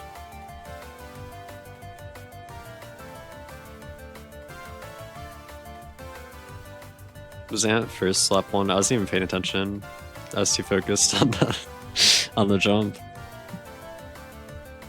Probably.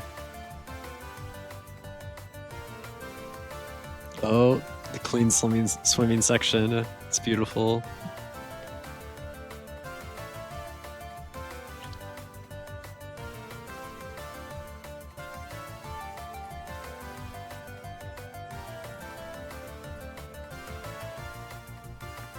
Wolfie almost coming into the top 5 now.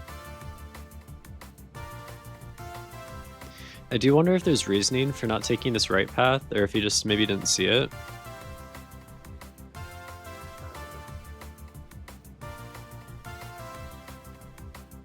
Same with this bounce pad here. I mean, maybe this line's faster, I don't know.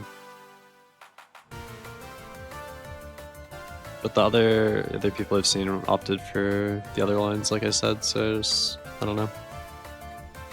Maybe that's better though.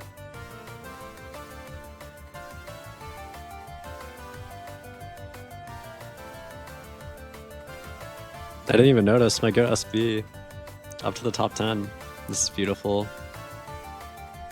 Absolutely insane performance. I mean, his first event appearance since Mayhem PB. He was in PB with like the friend or foe people, right?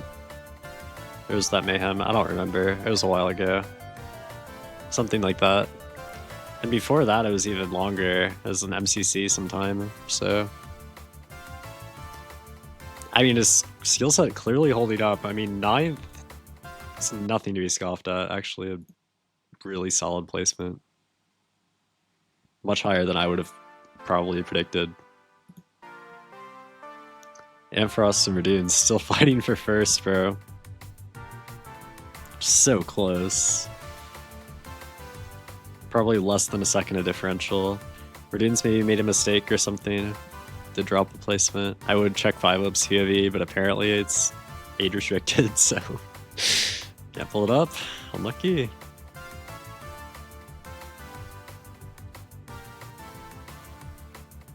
Ampharos did fail this last time. Hopefully a bit of redemption there. Nice. I think we did maybe a speed a second longer. I could be wrong, but I don't know what the jumping is for. Wild backseat. We did end up not going for that skip. Maybe fair. It doesn't save much time. And we are holding first pretty securely, I'd say. So probably the best to play a bit safe. Fair enough. Fair enough.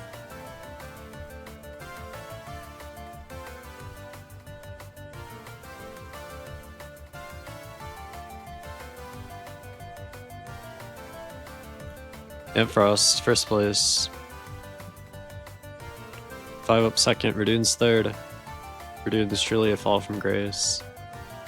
Well, I mean, third isn't the end of the world. Third's still awesome. Salmon fourth. Damn. Wolfie fifth, Sneak sixth. Boost for 7, Minute 8. Jojo 9. SB just missing out on the top 10 at 11. Hannah 10.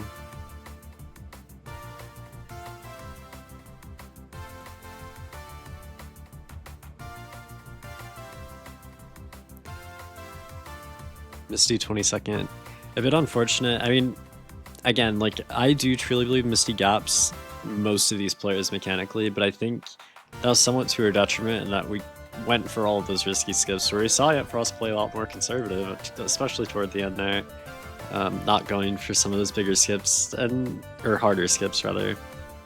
And I think it is a lot of that risk management, especially in a lesser roster that you can get away with, right? Not everybody is going to be going for every skip every single time, because a lot of times they just don't know about them. So it does just make sense to play a little more conservative sometimes, which can be tough to wrap your head around, especially mid-game. So,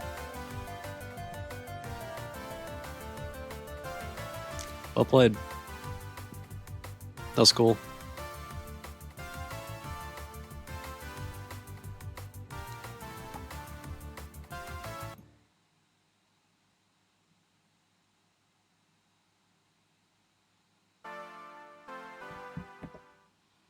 Push balls on that, I reckon. It's pretty impressive. How many players do we have left? Someone just finished 36. We still have 4 left. Surely everyone finishes at least. Can we like TP to other people? Yeah, we got someone coming into the finish here. Yo, can we lock in? Who is it? Rev Scarecrow on 37th. It's the last blue player. We have a yellow and a green out still. Oh, oh my god, they're neck and neck. This is the race they're gonna talk about. Well, I don't know what the maybe they won't. Well, Pixie and VKim, who's the sub for Red, I believe, filling in for someone. That's for sure. Oh, we swap sides, going for the ice boat instead. I do think VKim taking a better line here could potentially be really quite good, but we did miss a skip. It's not probably going to matter that much. This ice boat is typically slower, I think, But we didn't hit any of the skips, so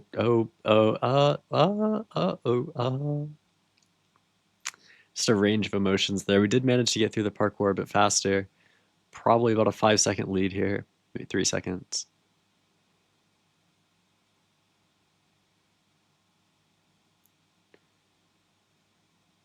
Oh, we did. Oh, they're both going for this. No way, no fucking way. Okay, calm down, guys. Yellow did manage to pull ahead once more. Red squandering the lead a bit. Heading into this elytra section, we have a minute left on the clock. Surely both players should have more than enough time to finish here.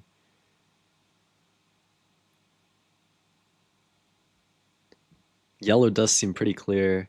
We did miss the okay, there we go. Hit the jump pad. Went through the bushes a bit, but that's okay. Should be a pretty clean line to the finish here. I don't know where red went,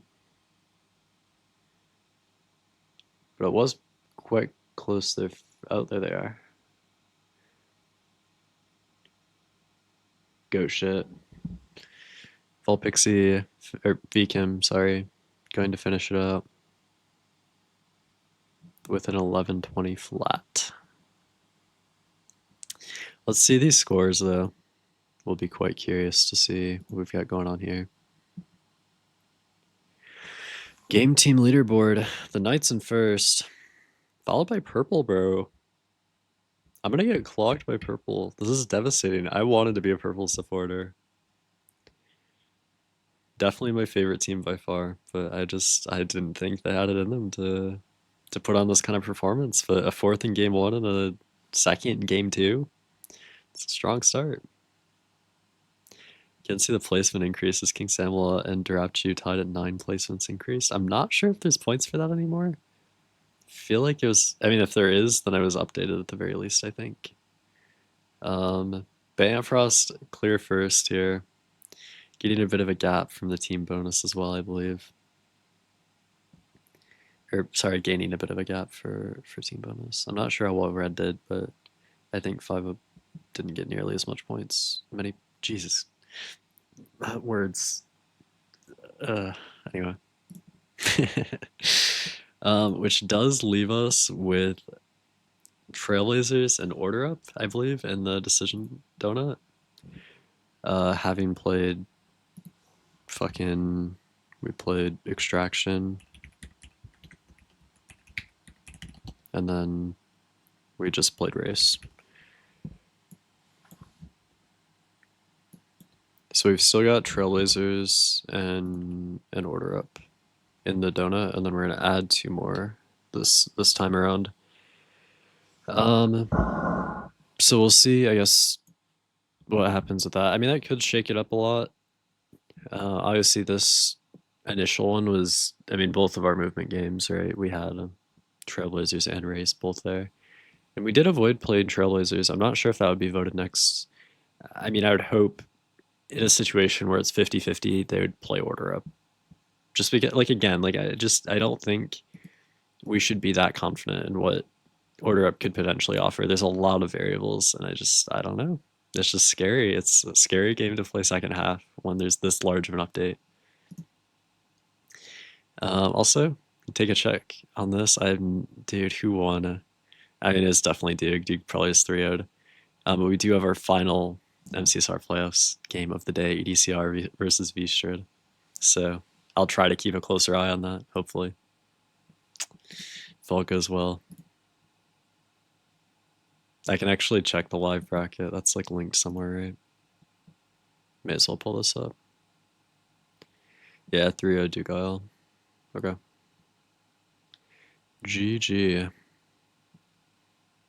And tomorrow we've got more games. Anyway, I wasn't paying attention. We've got Lunge and we've got Blitz Hunt. Is everyone just voting Lunge? Is that what's gonna happen? Oh no, they're not. They're voting. What is purple? Is purple trail? It is. There were playing Trailblazers, I guess. Alrighty. Yeah, that's fine. I will reiterate, I think leaving Order Up to second half is a mistake. But It's not my game to play. So we can update this. Yeah, no, we have Trailblazers here. And then we have Blitz Hunt and Lunge also. I also think playing Lunge would have made sense. I mean, I'm all for Lunge game 8, don't get me wrong. But I think just another game where apparently a lot's changed. And notoriously, it isn't consistent. There's been very mixed reviews. So I just think, getting such a controversial game out of the way first half would have also made sense. But out of all the games to pick, Trail hasn't changed a ton. I don't really see the need to play it this early. Just from like a comfort perspective, I just think it makes a lot more sense to save the games that are fairly unchanged just for later. At least that's where my head goes, but I don't know. There's a lot of people that think differently than me, and a lot of people are less comfortable with movement or think it's less fun. So I could see a line where it's just, oh, let's get the fucking stupid game out of the way first, I guess. I don't know. Maybe that's chill. But regardless, let's see it. Wolfie running to dropper, Poundy running to intermediate parkour, Jojo and dropper, Misty and dropper, Hannah and dropper. Everyone dropper in pretty much. SP and Elytra as well. I guess that's notable. Amfrost going to Trident.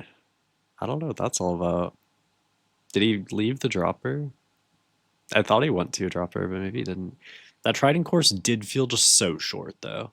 I haven't actually seen a new Trident course yet, so that I will admit that felt really, really short. Which I mean, it's like supposed to, and of course it's going to after having 3 segment ones for so long. I think that was also maybe just a little unlucky. Like that one was just maybe a variation that was kind of easy, but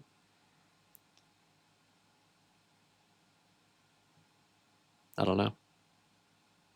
Shrug. Hannah going for obstacles, that makes sense. Poundy's still doing some TikTok parkour. It's always a good time. Can't really complain. Wolfie does seem a bit hung up on this dropper. I'd imagine our first gold course is open by now, so I wouldn't be shocked if we saw more players going for that. Unless it's not. Oh no, it is. It's this dropper. Okay. Some players struggling a bit. I think Jojo maybe sees A line. The minute, yeah, has worked out maybe a better one. This is a bit freaky. I think we would need to go left here probably. Go over here instead of going down. But we are tunnel visioned on this one sort of idea, and I don't know if it's gonna work out, but that's okay. SP desperately trying to work out this Elytra course, and this is tough. All right, this is a hard fucking Elytra course. They look a lot easier than they actually are. I will say that much. But I promise, you try squeezing between a fence and a chain while going at Mach 3, it's not gonna work out well. This looks so hard. I feel like it doesn't. Like, it's literally just one thing, and then you just go up. Like, objectively, it seems pretty easy. Like, you just have to fit through once, and then you have to go to the end. But there's also a world you fuck up your momentum, and you can go through the fence and the chain, but you just don't have, like, time after to even do anything. But there's just, even in such a short thing, like, there's still things that can go wrong. Oh, you get checkpoints. So locked in. Oh, it's gold parkour. Okay, that makes more sense. Throwing a little bit on the gold parkour, but I can beat Yeah, this. this is difficult. Like, honestly. It should be. There we go. You know what? I don't know if I should be doing Nice. Oh shit! Inventory. Alright, chat, it's okay. We can Inventory do this as many mention. times as possible. Wait, actually, this is bad. Oh my gosh, wait, I actually can't do this. Misty on a new ice boat course. I haven't seen this yet either. This is interesting. What the fuck is happening? I'm so... yeah. I mean, that looked cool, I guess. I'm actually quite curious to watch these. This is pretty adjacent to what we've seen before. Maybe a bit different, but we've definitely seen some of these obstacles. Maybe it's just a little bits and pieces of other ones or something. I don't know. I'm actually not too familiar at all with the iceboat courses. I don't typically gravitate toward them, so from a like VOD review wise, I'm not really like, yes, let me go VOD review the iceboat courses. But these are cool. I think it is a net gain that we shorten these. I will say the Trident courses felt too short, but the iceboat courses feel much more manageable now. Like 37 seconds is much better than like 50. And even though it's like a pretty small gap between the two, it is pretty significant when you're actually playing, I'd have to imagine.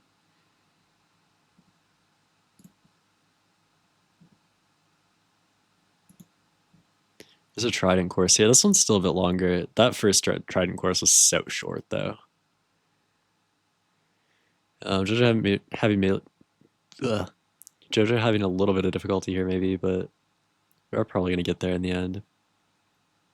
And this is where the 2 obstacles is going to count, because you got through the first one, and you still have a decent amount of time to get through the second still. Like, she can fall here, and I think probably still has time for the gold, maybe. I mean, 12 seconds isn't long, but... Oh, yeah, we're just rushing a little. Maybe nerves or something. Is this gold elytra? Probably. Yeah, gold elytra. That's what you're going for intermediate parkour? Advanced parkour? Cook that shit. Damn. Bro, no. Stay away from there. No, stop it. Don't do it. I saw you think about it. It's not a good idea. I'm sorry. I'm sorry. I hate to be that guy. You can do it if you want. Play your game, bro. Oh my god. Ampro's kind of flying here. This is beautiful movement.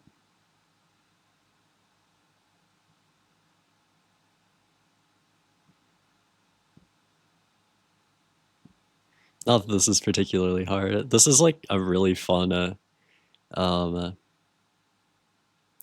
3 levels. Like, these are all good ones.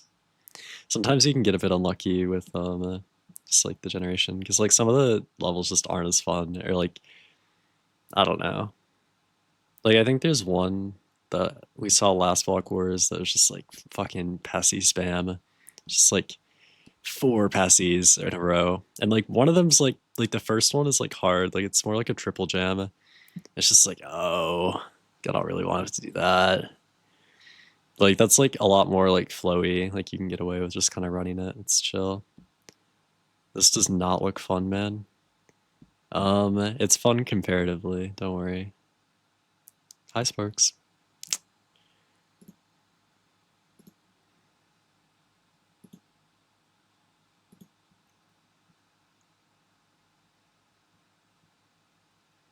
How's it going?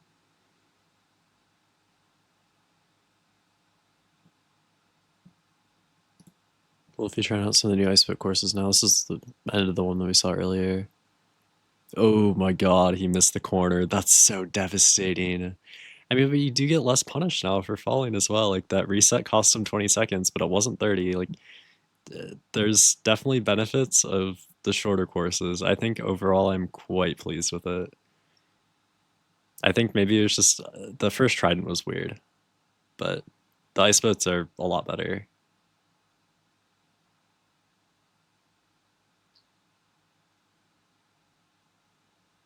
Is he doing expert? This is expert parkour. Wait, you're supposed to go up there. He's so much smarter than me. Oh my god. Oh! Aura! Oh my god, he's locked. I was wrong. I was wrong. I'll say it. I didn't think we'd get this far. I was hating earlier because I don't think he knows any parkour tech. But just like feel parkouring 2 expert stages in like pretty short amount of time is crazy. Seeing like anyone else doing that stage is just like 100% consistent, but he just is like he just ran it somehow and hit it. Like I don't know, that's aura. He did fall at the end, but it's these obstacles are just point farm. This is fucking insane. Literally only one completion from Stu, I think. Nobody else has done them at all. Like even just getting a completion is just free podium points. Because I don't think anyone else is just like this is probably technically the hardest just because it's a time trial. If it wasn't a time trial, it'd be a lot easier, but I think putting a clock in front of people does make it feel a lot tougher. But even if she should have just completed that, I think. Even if she's getting bronze, she's getting a lot of extra points for second place. Well, it's not that many anymore, but it's still some. It would have made up the deficit probably. But I guess in the future, something to be learned is that there is like a pretty good reason in a roster like this kind of to encourage the more mechanically gifted players to go for obstacles, I guess. Better players go to harder things, and which just makes sense.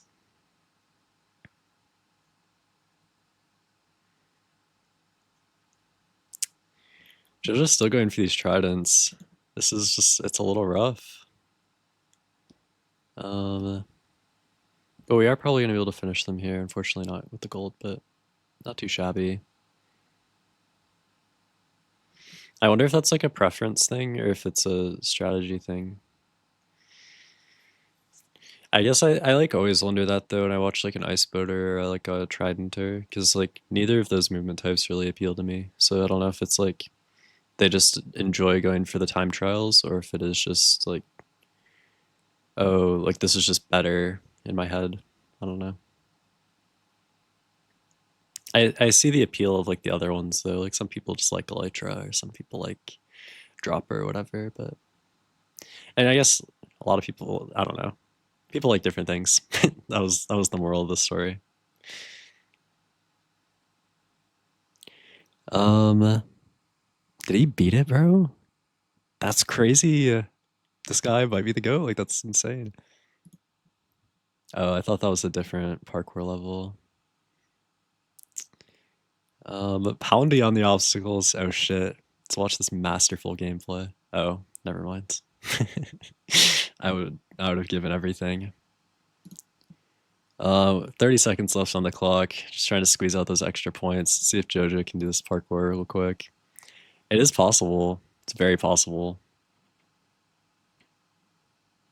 Oh yeah, she's got this. Easy. Yep. All right. Plenty of time to spare. Probably can even fit in a dropper. Is there anyone else coming down to the wire? SV, bro. Yup, you got that. That's all you. Yup. Huge plays. That probably moved him up a couple placements too.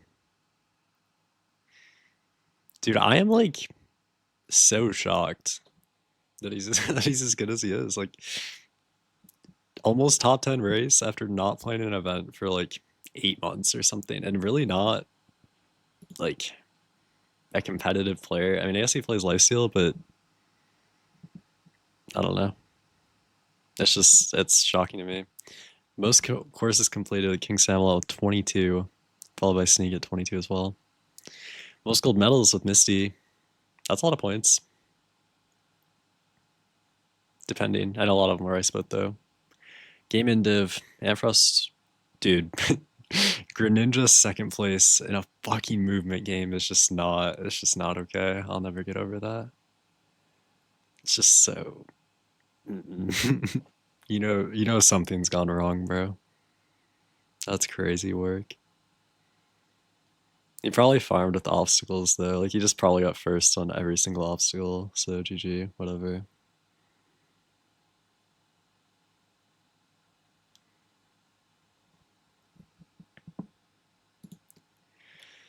So we're left with Order Up, Blitz Hunt, and Lunge in the dome. Blitz Hunt just has to be second half. Like I don't think we can be. I think Order Up or Lunge would be just probably great picks. just because they've changed a lot and Blitzon hasn't, is my main take. Like, Blitzon's just always going to be a little silly. It's kind of a for fun. Like, there's not a huge differential. We know that. But it is very possible to just fully throw order up, and it's very possible to fully throw lunge. That's not true. Lunge differential is typically pretty low, but it is possible to throw order up, which again is why I'm very much a first half order up advocate for this event because of the update. If we understand it and we think our team's going to do well at it, great. But I think the game has changed enough that it just makes sense to play early. And that's just, I don't know. I'd be curious if there's reasoning against that. If like someone is like intentionally trying to not play it. Maybe there's a line, but I mean, the same strategies probably aren't going to be viable just because of the different balancing changes. So, and a whole new map, and Bob the Blender's here. I don't know. I just, oh, we see the size thing. This is cool. Okay, we actually see it in action. So, the bottom teams are the biggest players. So, teams 7 and 8. Each player counts for 4 votes, and they're like the largest. Teams 5 and 6 count for 3 votes. They're the second largest, and so on and so forth. You can kind of infer, I imagine. But I'm a big fan of this power up. Actually, I think it's quite cool. We are gonna be playing red, whatever that is. Order up. All right, 84 votes. That's a big number. It's a lot of votes. Some might say it was rigged. Anyway.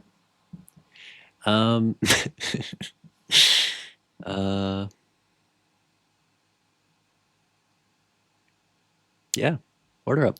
I am excited to see the new map.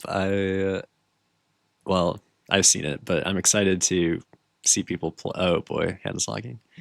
I'm excited to see people play it. I'm excited to see how they cope with the new items. I think for non-Minecraft players, it maybe won't be that confusing because I feel like this is already an overwhelming game to begin with, so adding more crafting recipes that you probably don't know could be a lot. But for more experienced players, I feel like they might be more disadvantaged here because they are confident in what they assume is all the crafting recipes, except now there's just a couple extra for some reason.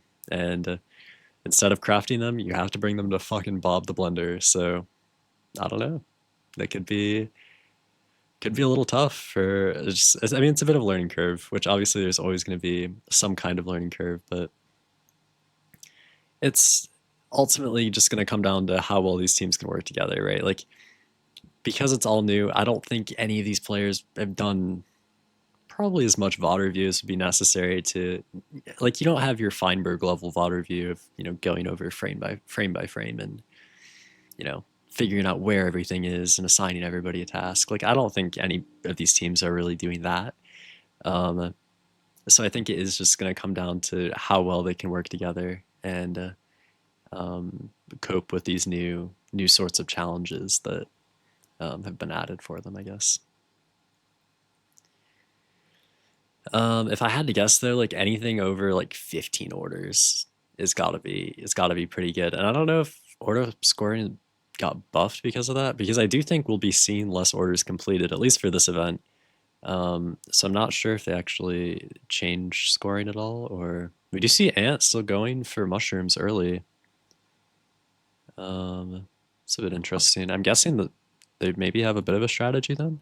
Just going over to punch trees now. Maybe no strategy, I don't know. I'm not sure. This feels so slow. Oh my goodness. I feel like we have to come up with a better solution for the fish, bro. Swimming around in a pond to kill, like, it makes sense, but that felt so slow. And he only has 6, like, he didn't even get that many. This is kind of devastating.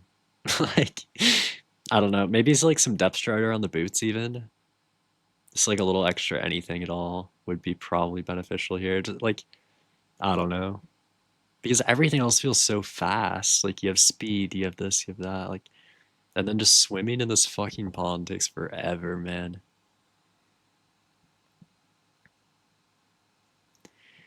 But we do see, oh, Hannah composting. What is she Okay, we still have mushrooms. Probably gonna get 2 or 3 upgrades here. 4 even, sorry. Just completely off. We got some extra wheat as well, able to get that 5th one. Nice. What are we getting? We're getting looting, speed, and a chest. Or no, we haven't actually bought anything yet. This is the new upgrade UI, I guess. I haven't seen this yet either. We got a hoe. All right, let's. I'm curious to see. Are we just gonna try to go for the old? Did she not mean to buy it? Why did she look so distressed? What is happening? No idea how to I'm make back. carrot soup. I'm confused. Hi, carrot soup you have to go craft at. Okay, I don't know. But we did see a great example there. Like, I don't know how to make carrot soup. I mean, nobody does. You have to go figure it out yourself, and that's probably the biggest. I love Blockwars. Oh my goodness, look who it is. Well, well, well. Well, well, well. I haven't seen that name in years. It's been a long time coming.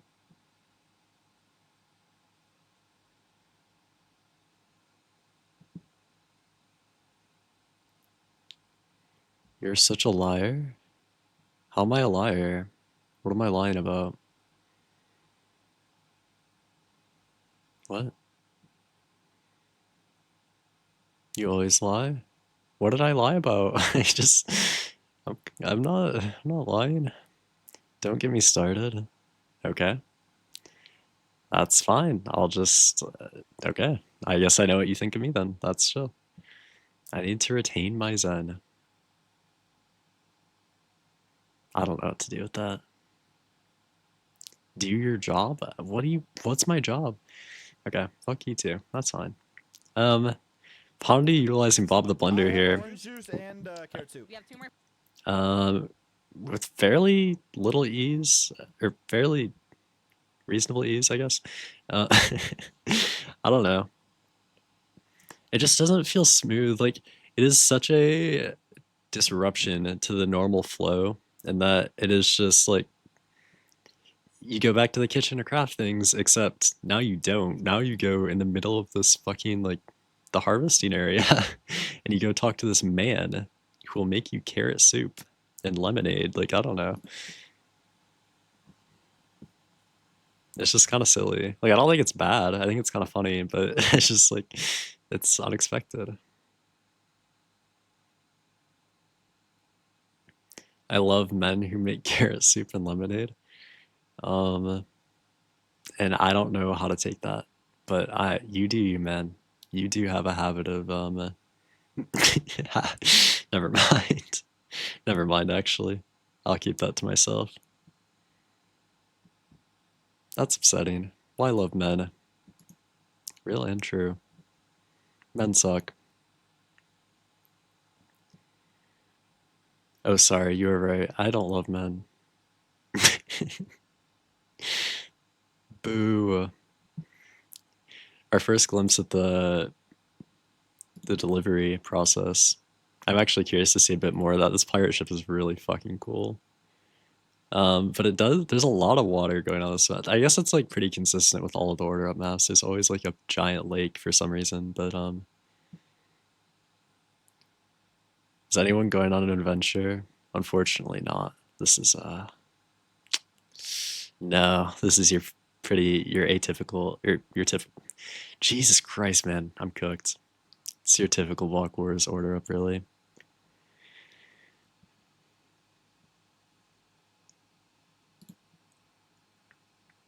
Yeah, like, this, like, flying looks so much better, bro. The aerial view of this delivery area is, like, significantly improved, in my opinion. Not to say that the other one was bad, but I like this map better. We killed it. As far as placements, green is up to first, and I don't know if it's because of I mean, maybe it's because of the hoe. I haven't seen her actually use it yet, but maybe it is the hoe diff. I don't know if anyone else bought one, but maybe hoe strat's still a bit viable. Possibly. It could possibly just be a diff of everyone else getting used to it. So she's doing something that's kind of consistent that we already know, which could make a lot of sense too. I think there's a lot of value in that potentially as well. But they are followed by pink pretty closely, which I'm sure is a team that someone here is rooting for.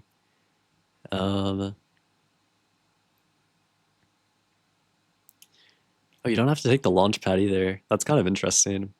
I'm like shocked you figured that out. I didn't know that, but that's cool, I guess.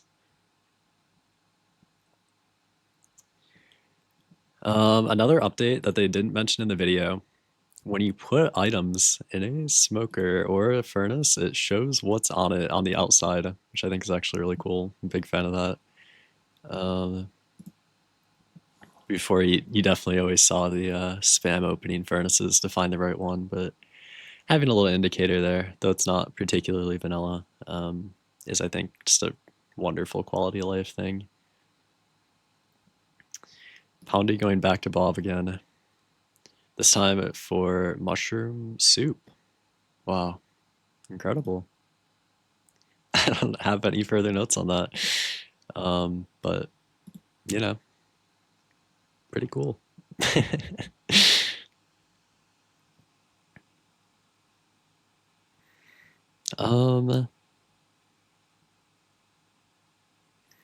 Nothing standing out to me in particular. I mean, the only thing is I'm curious to watch this POV back maybe just to see if the hoe is intentional. She maybe bought it unintentionally is my best guess, because she did seem quite distressed when she did it, but I don't know. I can't tell if it was tech or if it was a mistake. And maybe I've just missed her using it. Maybe she has used it and I just haven't been paying enough attention. I can't tell. We are approaching our final minute or so of the game. Obviously, we'll still have overtime, so I guess minute and a half really, but just trying to get rid of this last excess of items. And that's another thing is that typically, you have all of your collectors kind of stay back at the base toward the end of the game because you have this excess of items. But now it makes sense to have one of your collectors just be running items back and forth to Bob as you need them, because obviously, like, you can't just make a vanilla milkshake at home, so you got to go out to get one. Which I think it's different. I think it's definitely a change of pace. Can you get that sugar, or is it just gone now? Can you get any of that stuff? I'm not sure. I don't think he can get behind the counter. So I think he actually has sacrificed all those items. Maybe in the future it would probably be good to put some barriers or something so you can't throw stuff back there. Just another little critique possibly. I'm not too sure, but we did get that rush order out, which is good points, hopefully. Not sure how many other people managed it, but it looks like blue team is maybe having some difficulties. I see line chew maybe crashed. So it's a bit unfortunate. Overtime. Bang. We'll see who comes out on top. Green currently in the lead with 24. I wouldn't imagine anyone's getting past that. 23. 25, sorry. Pink in second with 22. It doesn't look like we have any outstanding orders, so that's going to be our final head count. Red as well, maybe one extra order. Oh no, we delivered it already. Up to 21. Bang. Purple in fourth as well. Dude, purple full of surprises today. I'm glad they're proving me wrong. This is an awesome team. I'm still upset that we don't have the Captain Sparkles and 69 Cum God interaction. The nickname feature, absolutely devastating in this situation. Unfortunately, I'll have to cope because green's killing it. Sorry, purple's killing it.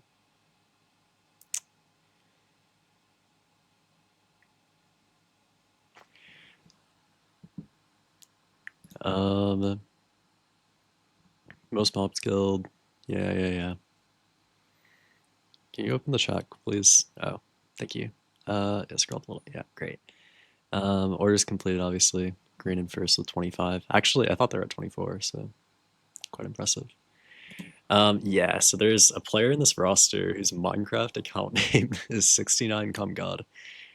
So for his first event, nobody knew this, right? They just assumed it was Steven or whatever. So, so, he, got his one event played, and then everybody's like, wow, like, we can't do anything about this. Like, he's in the roster, and this is his Minecraft account name. Like, we cannot, like, what do we do to prevent that? So for this event, they added, like, a nicknaming feature. So now his name is just Steven Septic, and that's that. Unfortunate. A fall from grace, really. They did. They silenced him. Unfortunate. Sigh. Yes, that is, yeah. We've got a poll. Is it on the Blockwars website or do they do it on Twitter? Let me know. Can't a guy be a cum god? That's what I'm saying. That's what I'm saying. Way to silence is whimsy, bro. See, and this is what I was on about. A 50-50 vote is so much better. Like, this is such, like, it's just so much easier to, like, manage. Blitz Hunter Lunge. Look, and I hate to be that guy because I desperately want Lunge Game 8. But for the good of the players, I'll say Lunge because it makes more sense. Blitz Hunt is just, it's consistent. We already know what's gonna happen. And Lunge, we have no fucking clue, so. ACL, you said far worse. Yeah, you have, to be clear. We can't pretend that, no. Yeah. And we're already fucking back on Lifesteal. Bro, this guy has a problem. This guy has a problem. I fear he may have an issue. This is ridiculous.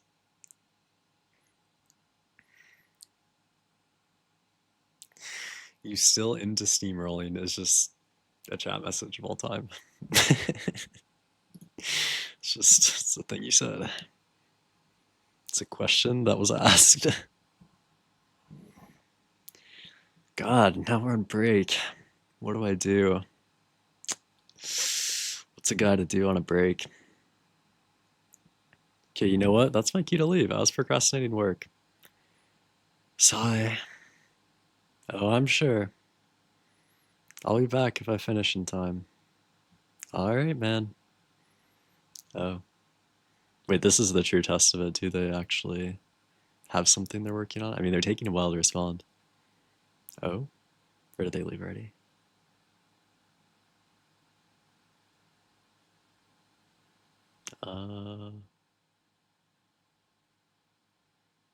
Composition work.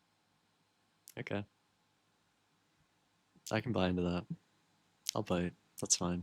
You're probably gaslighting me, but I can accept that.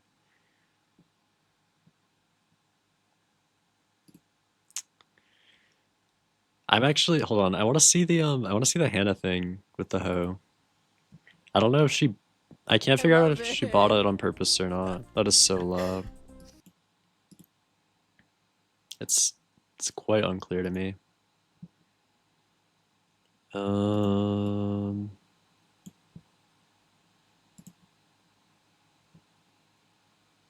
If it'll load.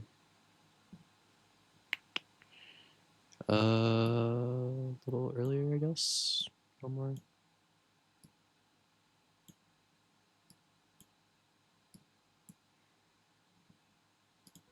Wait. Okay, so we are farming early for mushrooms. Obviously, it's kind of the normal normal line. There's two juices. Two juices. Even though the mushrooms are a lot sparser now, there's considerably less. Is the audio really quiet? Probably is. Yeah. So we do all this, sure. Craft. Compost. Okay, and we're looking at the upgrades. Oh, we don't know. Okay. Do I get the hoe? Do I even get the hoe? Do I get the hoe? Do I even get the hoe? I think I do. I think I do. Okay. And then I think I get. Did she like use it that much though? Carrots too. Like I feel like Fine, I never we're saw back. her Oh, actually I'll breaking take it. leaves. Get back? Guys, Okay. It's about Yeah. Did she genuinely just buy it and never use it? I know I'll we do used it vanilla milkshake. here. I'll do vanilla you milkshake. do it. Dude, it just for 3 upgrade tokens. Like she's using the sword. She didn't even use the hoe. What? I thought. What? Huh? Does the whole team get one? I think it's just one person. She spent 3/4 of the total upgrade things on the hoe, and we didn't. We still use the sword. Yeah, I didn't catch her using it once. I mean, maybe she did, but I mean, I can't. Like, they still got first. Like, maybe there was something to it, or maybe everyone gets one. Maybe I'm just wrong. Like, maybe everyone gets it. In which case, it's worth probably. But if it's just one person, then that's really funny that she did that and they still got first. I can actually check another POV, I guess, to see if they got one too, but the break's almost over, so I have time. It's fine. Who else is on our team? SK.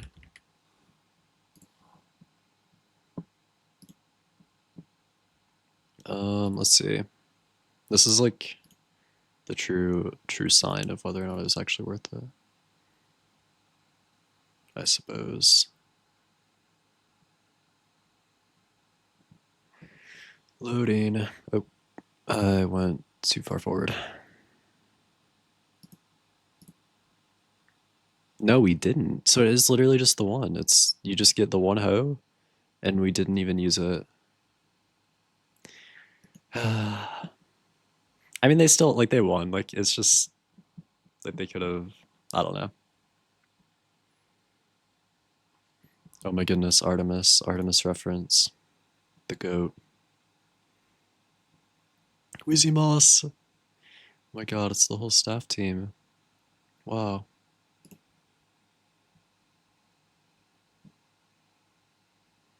And SV's still on lifesteal. This is incredible. And the event is paused. What could possibly have happened? Guessing someone didn't come back from a break. I'm taking water. Can't stop me. Lunge next. Alright, get ready to think. That's right. We're thinking. Lunge music's a bop as well. I may as well get that up because they finally have it, so may as well yeah. I'm always bad at commentating this game, so you can at least listen to something. There we go. Alrighty. So as you can see, the bridges changed pretty considerably. It's like a... Can this go away? Why is there just a giant fucking pop-up on the screen? Jesus. So the bridges changed pretty considerably. And I think the scoring is a bit different. I'm not sure if I'm allowed to talk about that, though. Probably can. It's like... they're going to find out regardless, but I'll keep that to myself for now. But scoring changes, and the bridges are definitely a little more attack-sided than they were before, if I recall. So, yeah. I actually don't remember the last iteration of Lunge. I'm not sure. Maybe I'm trolling.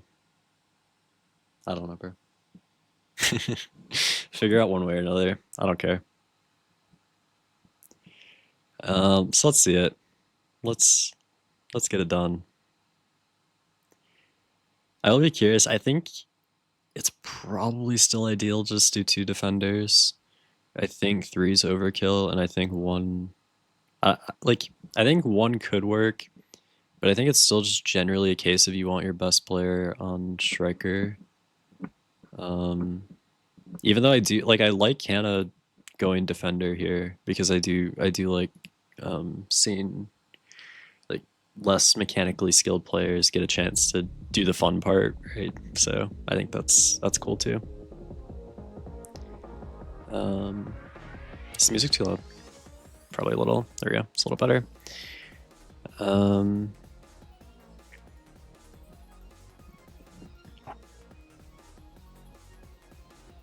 So I think we have green, blue, orange, and red in that arena, and then we have purple, aqua, pink, and oh wow, it's just at the top of the screen. Well, I wish I'd known that sooner. Anyway, those are basically the arenas. Let's take a look at what Pondy's up to. Verdun's on defense is terrifying. If I recall correctly, the last time he played this game, he got like 70 kills or some shit. I think it was like 66. Probably the kill record just for any game ever, realistically. Like, I can't think of a situation where anyone would get more kills in a game. Dude, Pony kind of put on the moves for a second there. That was crazy work. But yeah, I'll be curious. I think defense points are, or kill, okay, I'll just say it, whatever. Kill points are not team split, and goals are, I think. That's how points work. So attacker indiv is a lot lower.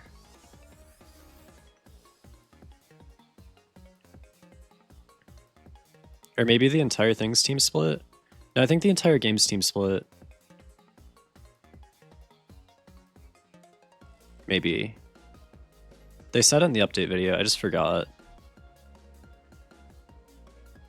I don't know. It's one or the other. It might be the entire thing, which makes a lot of sense. Just based on the fact that, like, I think it's kind of impossible to make it so that attackers and defenders get like similar amounts of indiv points, or like have the same amount of opportunity, I guess. Because sometimes on defense, like, you're just doing nothing. Like, you just are AFK for like half of your time on defense. Because the game is very like secular. How do you say that? Like, it's a cycle, whatever. So like sometimes you're gonna be worth 15 points and everybody's gonna be going for you, and other times you're gonna be worth 10 points and nobody's gonna go for you. It's just kind of how it works. Like, you're just always gonna be it's gonna be very 50-50 on defense, and sometimes you're just not gonna have the same amount of opportunity to be able to get points and such, which is sad. But there's just not much you can do about it. So I think splitting points does make a lot of sense for that reason.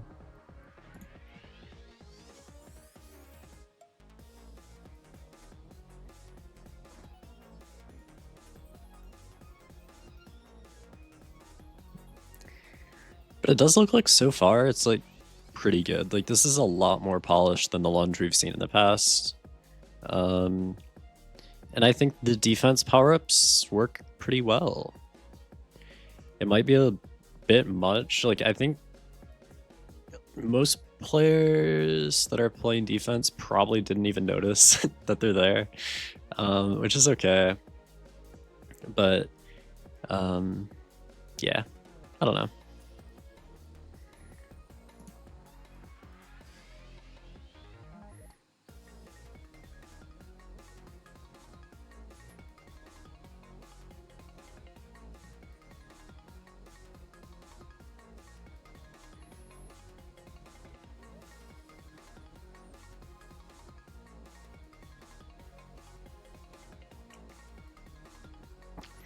I haven't seen the power-ups in action much either. The power-ups are kind of a weird mechanic to me because they're very sparse. Like, it's not really like something you can consistently rely on, or really rely on at all. Like, sometimes you'll see one and you'll be like, wow, that's kind of cool. But like, most of the time you won't, because kind of like what Missy's doing right now, you're going for these side rushes. Like, you're rarely going through the mid, unless you are going for the team directly across from you, which really doesn't pop up that much unless they're worth significantly more. Jojo kind of getting this early push on blue here. this will be quite impressive if we managed to get through all 5 defenders, and we did. Good stuff from JoJo. Though it was a bit weird when she went into the base. I think it was worth 10 points, and nobody scored, but then it went down to 8. I think, which is weird. I don't know what that was about. I think we could do with like a better indicator, like maybe above the goal or something, of how many points you're scoring before you go into the goal. Just so you know that it's kind of consistent, because I feel like sometimes it does feel like it's a bit desynced, and I don't know why. But maybe my brain's just too stupid. I don't. That could be it. There's a good chance. Round 3. Blue team in a pretty comfortable lead here. I wish I could see how many goals JoJo had, but unfortunately her hat is blocking it. But I respect the priorities. Yeah. Going into round 3, obviously our arenas are switched up. I didn't say that last round, but it's also true that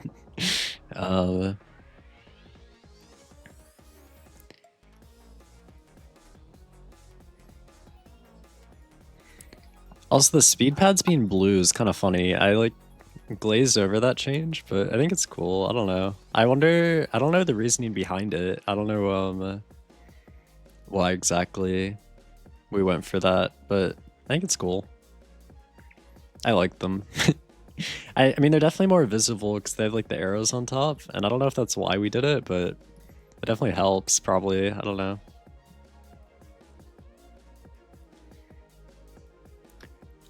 Dude, that would have been so beautiful. I saw the line. That would have been so good, bro. I would have given anything. I wanted that for him so desperately. Why is my phone a million? It's not doing anything. It's just, my phone's just sat on my desk and it's like so hot. Jesus. It's not even plugged in. It's just, hello? Okay.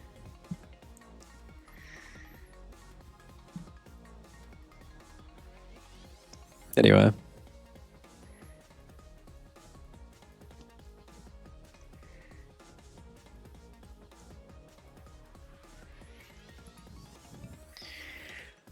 I almost wish there was like a system kind of like hunting and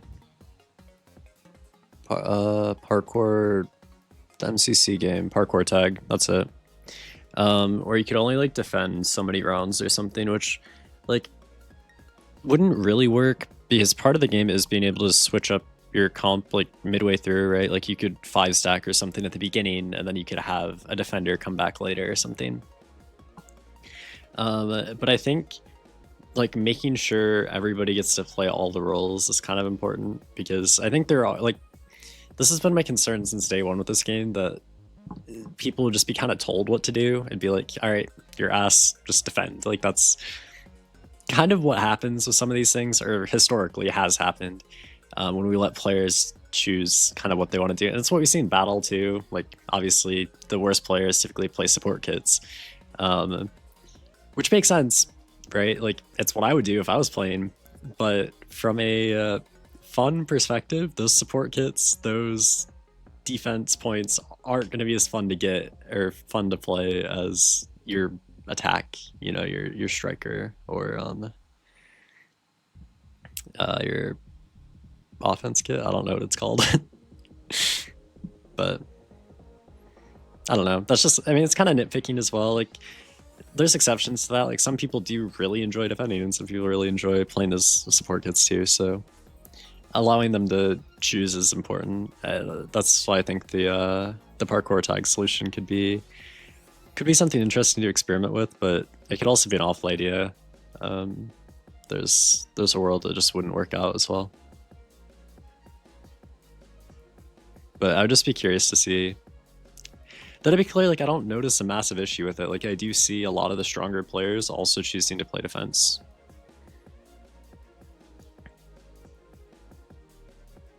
So I can't even really like, I don't know.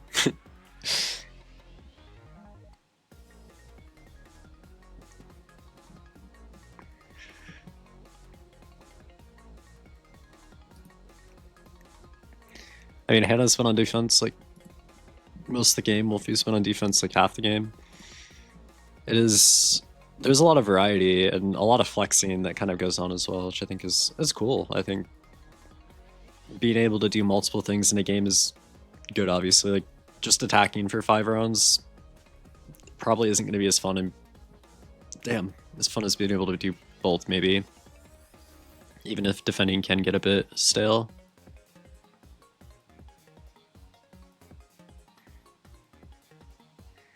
There's a fruit fly down here.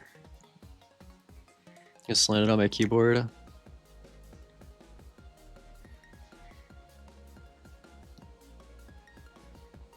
Don't say scared. It's not. As far as like critters go, it's like a pretty friendly critter.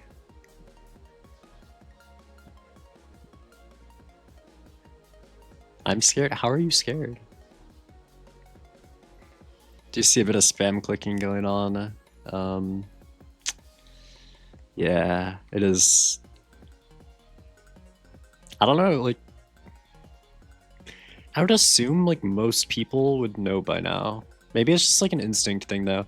Like, I feel like there's sometimes cases maybe where people know that it's wrong, but they still do it because it's like kind of a panic response. Like, it's just like built in that that's kind of what you have to do. Which I don't think is necessarily wrong, but it is definitely a disadvantage of new players playing attack as well, among other things. That was round 4, right? Who do we have in the lead? We got orange. By a pretty small gap. And this is a low differential game, so I mean, I'm still glad we're playing it now, though. Either way, we aren't playing a game that's like super high differential, but getting this out of the way is good. I mean, to be fair, like, it's gone well from what I've seen. I think this is probably my favorite launch that I've watched, at least. So no complaints really. Though to be fair, like, I also enjoyed the first iteration of launch, so my opinion doesn't matter.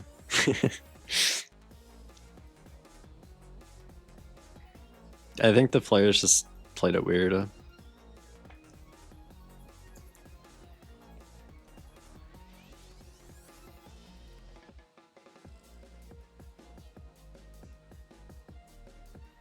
Which isn't really a fair excuse at all, but yeah.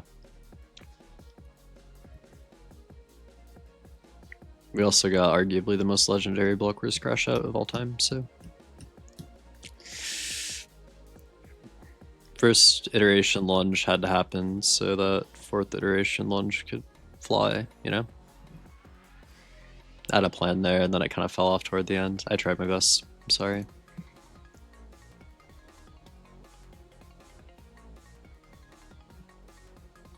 There are still a lot of these weird little crevices that you can land on the side of the islands.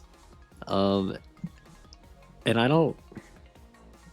It's kind of weird. It doesn't really make sense to me. Like, I get you can wind charge up or whatever.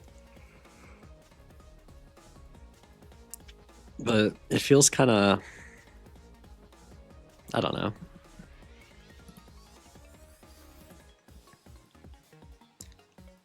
I feel like I have so many takes about it that I can't can't figure out which one's like important enough to say. But I don't know. The moral of the story is I don't really care for it.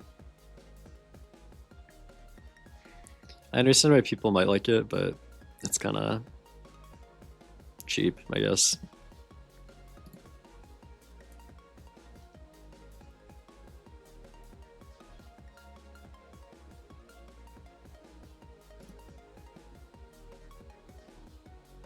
Orange up bleeding now. Words. Dude, purple in 3rd. Damn. No, they're showing me, bro. This is crazy. I mean, I know Speed Solar's really good. SB is like pulling his weight a lot more than I thought he was going to.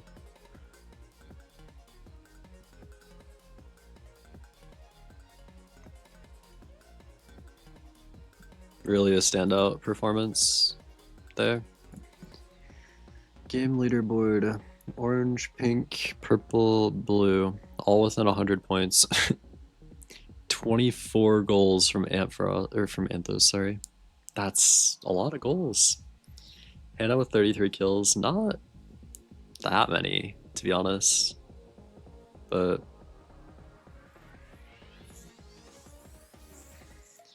I don't know what changed. Like, why would we get so like significantly less kills this time than what we saw earlier? I guess the bridges. It's just the bridges are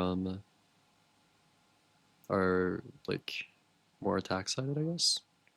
So because they're thicker, you're obviously not gonna fall off as easily or something. So there's just more goals being scored, which prevented the yeah, you know what I mean. I hope. Okay, so we just played lunge, and we played order up already.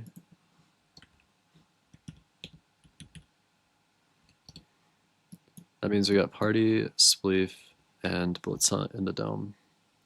So, of this, I don't really care what they do. You can do whatever. I mean, we've seen Meteor spleef before to some extent. Obviously, we haven't seen this iteration, but it's not. I can't imagine it'll play that much differently. Obviously, it's a new party game, but we've seen. I mean, Photon Splat and Crossfire are unchanged basically. I mean, I guess there's a new Splat map, but it'll probably play the same as well. Blitz Hunt. I mean, there's new rooms. Blitz Hunt differentials are typically pretty low anyway, so maybe not something to be super concerned about. All three of these games are like fairly comfy as far as experience, right? We know all these games. We've seen them before. We've played them before. Whatever. Which I guess then brings to question what's good for who. You know, Spleef is going to be the game that a lot of these lower placing teams are going to look for. Your aqua, your blue, your red. The teams that like desperately need to make up this 200,000 point deficit, whatever. Because party and blitz are notoriously low differential. Like, you're not going to be making up 1,000 points in party or blitz hunt, unless the first place or second place team gets dead last and your team gets first by like a mile. It's just not going to happen.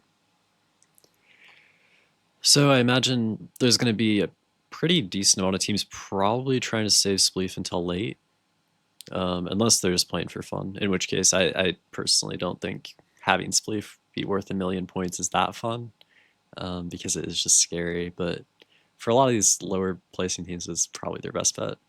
But we're playing it now, so scratch that. We're spleefing. We're spleefing, all right. Bang.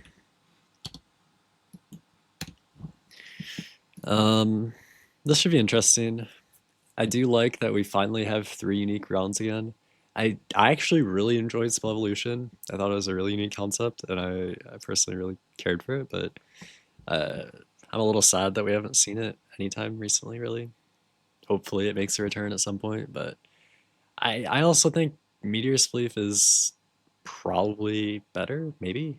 I think the gimmick is a little more unique in a way that, like, Spell Evolution still needs something. Like, it's not perfect by any means. Meteor Spleef feels, or sounds at least, a lot more polished. As of now, at least. They've had time to refine the gimmick a little better. But I never really cared for the like 2 runs of normal Spleef angle. I much prefer the variety, so I do think dude, also, once again, take a second to appreciate this fucking map, bro. The most beautiful map that this event has to offer. And it's a Spleef map. we can barely see it. We can barely see any of the map at all. Devastating. Just so sad. Also, I feel like the shovel texture changed. Am I crazy? This feels massive. Am I insane for saying that? Like, I feel like it's taking up like 1/5 of my screen. It's a big ass shovel.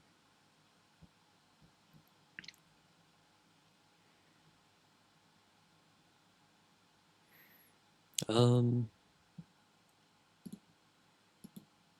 know. Everything's pretty typical so far, I'd say. A couple people second layer, got Jojo and Wolfie hanging out top layer. But other than that, pretty... Oh, Wolfie getting dropped 2 layers, quite punished for going for Spleef on Greninja there, unfortunately. Though he was recovered, he's 3rd layer, which is obviously the first layer that starts decaying. So if he can get a good plot of land going here, maybe with a teammate or something. It looks like maybe his teammates are already all below. Or at least most of them are. But maybe even a teammate. Oh no, he has one on top still. Okay. There's room to recover. But obviously that 3rd layer is going to be the last to decay. It'll decay with the other 2 or 3 or however many there are under it. So 2, I think. Whereas the top 2 layers will decay first. Obviously the first one will go, and then the second one will go, and then 3 through 5 all go at the same time. That's basically what I'm trying to say. So 3 is when the layers start mattering, really. If you think about it. SB playing with fire a bit on this bottom layer. Our teammates are not around us at all. Though I think they're all alive still. Oh, just not much he can do. It's just unfortunate. He didn't have much ground. His teammates are all above still. It just... I mean, it's still looking to be quite an impressive split for purple, but... unfortunately, there's just not much he can do. He's just stuck in that corner, bro. Unlucky. Alright, let's see how the fucking funny Wars player handles Blockwars sleeve. Let's see it. It's already up to 3 kills. Let's... yeah, alright. Don't embarrass yourself now. Calm down. Yeah, okay, there's another 2. Or at least 1. Yeah, there's 1. Oh, we didn't get that one. You do just... yeah, oh, punished. L. Sorry. That was aggressive. Oh my goodness, everyone... oh wait, Misty's still here. It's fine. Oh. Oh, damn. Wait, where's the last person? Oh, they're both up. A double survival for green. Damn. That's points right there. Okay. Round 2. We're going into TNT Spleef, which I think is probably my favorite. I think it does do away with some of the like traditional like Spleef strategy, which is generally just stay on top, right? Like typically people are like, yeah, just stay like top layer, top 2 layers, top 3 layers, whatever. But obviously TNT Spleef is pretty unique in that it's you can just go up layers if you feel like it. Like you can just rocket jump with the crossbow upwards, and you can easily go up a layer. So you don't get nearly as punished for falling. Like Hannah was knocked down here, but she's just immediately going to go right back up because she can. So it does make you have to play a bit different, and it is a lot more PvP oriented because you're dealing, at least early game, a lot more people shooting at you than you really have any concern like falling. Even if you fall 3 or 4 layers, it's not going to matter that much because you can sort of make that ground back up. I mean, it is still a little scary, just mentally, but you're most of the time going to be pretty okay.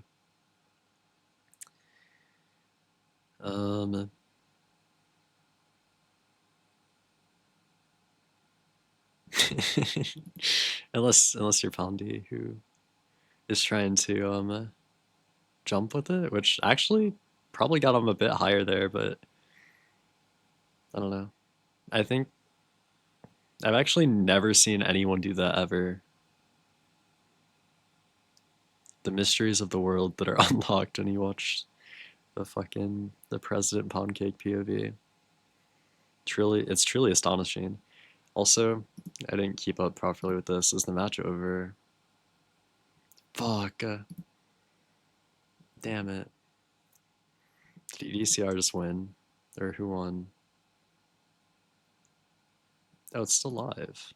What? Or do I have to refresh? V-Strud won my goat! 3-0 V-Strud, holy shit. That's so good. That's awesome. Okay. Anyway, back to TNT Spleef. We can close this now that it's all done and dusted.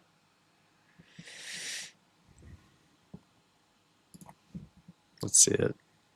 I'm ready for the Pondy first.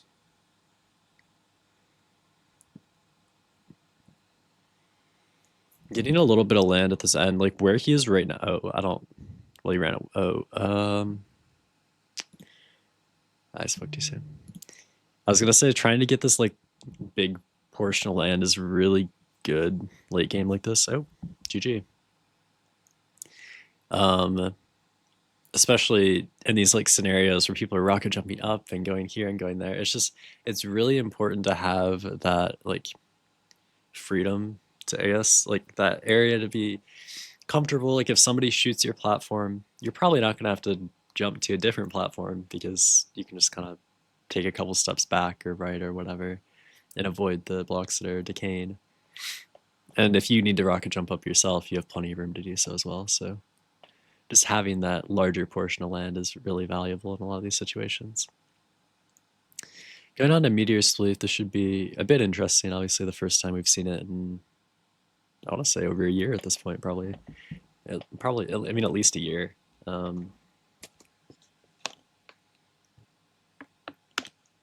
Obviously, now with some changes. One thing to note about the map itself, it does have these like bigger snow areas, I guess, that are like 3 or 4 thick instead of just 1, 3 thick in the center. So just for some extra snowballs or whatever. I don't know if it's that important. I would be curious to know the actual like map making reason behind that, I guess. Oh, 5 up insta dead there is devastating. But yeah, I would be actually quite curious to know the reasoning behind that. I mean, maybe it's just to draw it out a bit more, give players a chance to really utilize the gimmick to its fullest extent, which I completely understand. This round could go incredibly fast, especially since you're on ice anyway, if you aren't careful. So, yeah.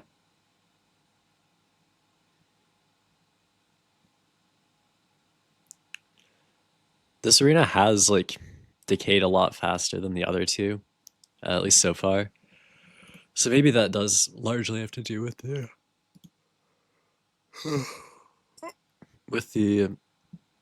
larger snow areas. I would draw such a conclusion from that, I think.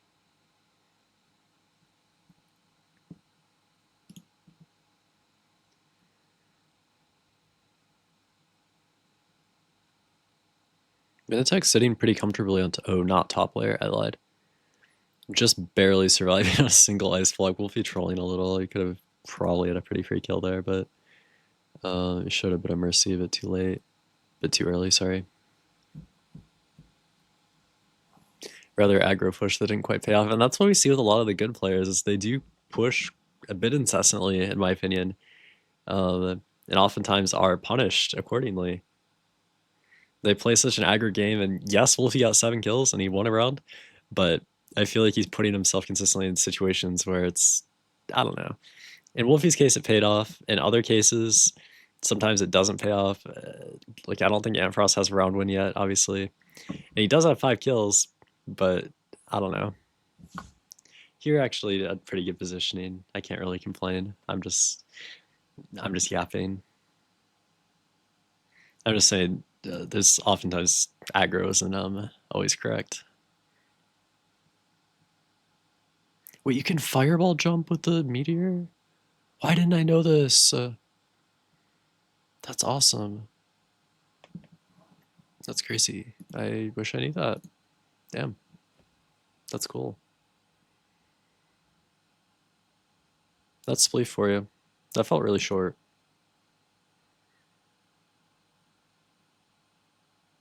Spleed.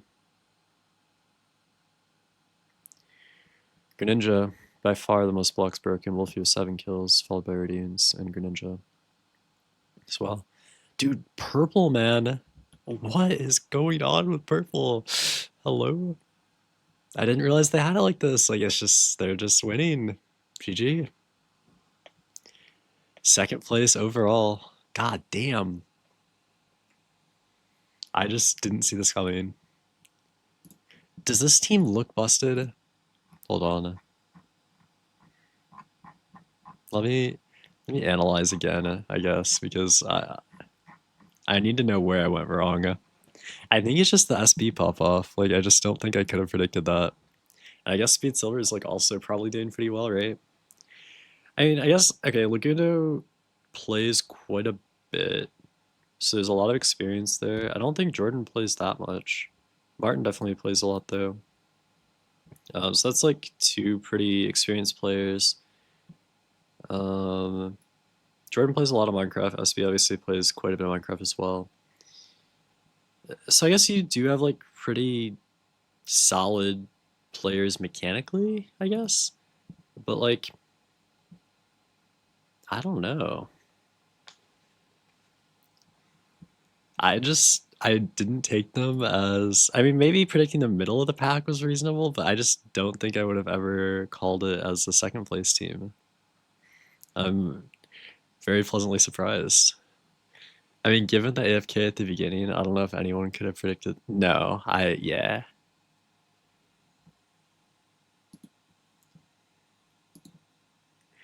No, I mean, he's been on lifesteal like basically the entire time, so I just don't think he's just so locked. I don't know. Is he top 10? Like,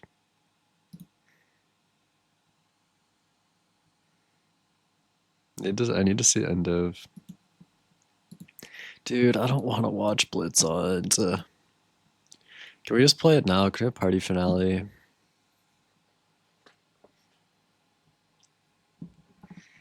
No. Why do we want Blitz on finale so desperately? I don't get it.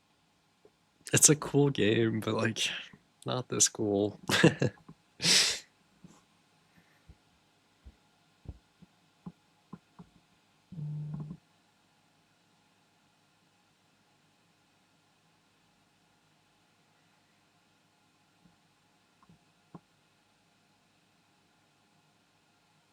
Party. I like party. It's fine. Alrighty. We got a new splat map. Technically a new crossfire map, but it's more like new crossfire environment because the floors I think are pretty similar probably. I don't actually know. And then what, like photon map's the same. And what's the other one? Oh, the new Fire Feet, which is the returning game mode, I guess. Which I'm actually quite excited to see. I mean, it's just gonna be a point farm for the fucking Funny Wars players again, but I mean, not that much of a point farm. It's not like its own game, so it's fine. I'm crying over nothing. It's fine. Sigh. Gotta pick my battles wisely in this climate. First, we've got Fire Feet. All right, starting off with the new game. I was gonna say starting off hot, but you know, because of the fire. But then I like thought better of it, and I said it anyway. So you're gonna have to cope.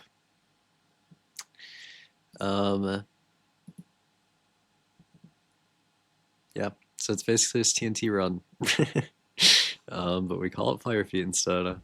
That's yep. And we added little disasters that happen sometimes for some reason.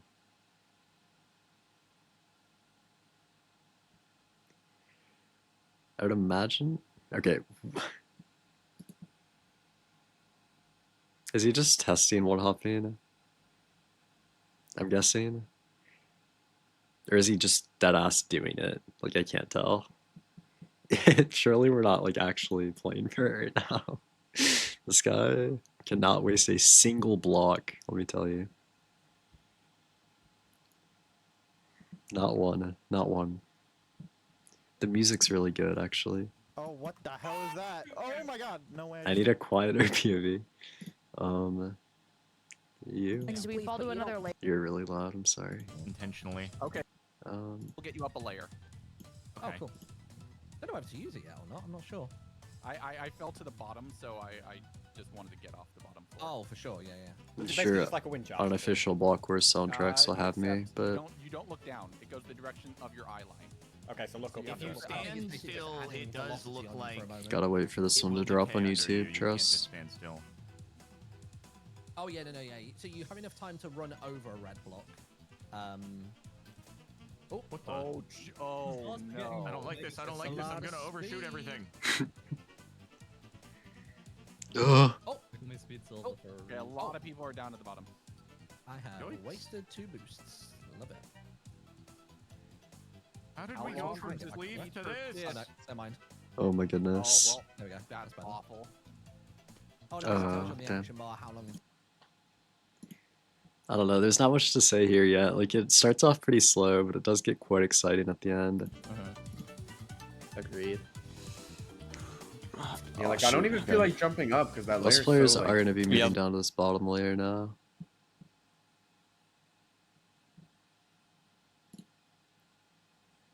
Still a couple remaining players at the top. Obviously, Ant Frost being very conservative with the blocks here, which makes a lot of sense. Obviously, he has that skill set from elsewhere as well, so does make a lot of sense to try to do something like this.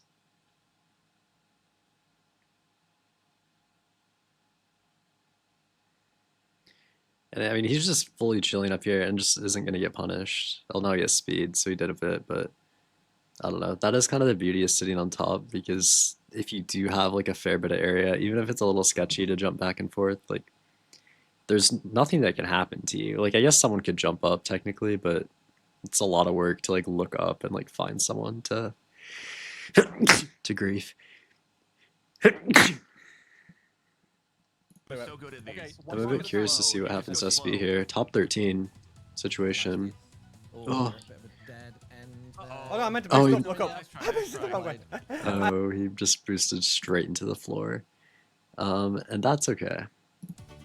Yeah, I kind of like that. But yeah, this is kind of It's nice. looking good right for now. Wolfie. You can go up. Yeah, okay. Yeah, I like that. Oh, Oh, it no, disappeared!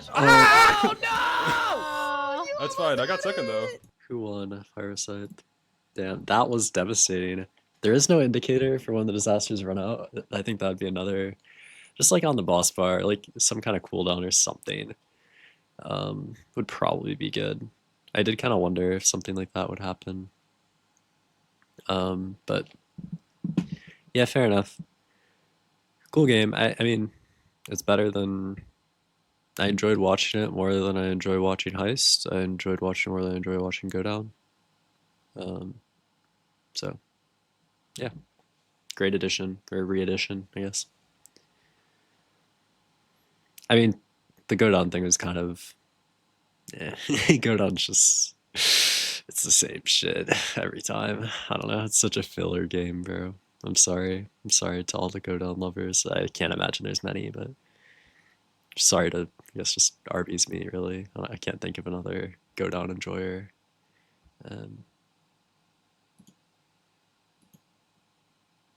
Go Down advocate, if you will.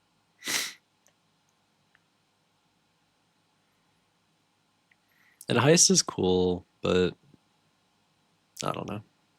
It doesn't... It's just missing something. I don't particularly enjoy it. But I think Crossfire is cool. Crossfire is just not a game you can really, like, talk about. I guess that's consistent with most of the party games, so there's not much to really say.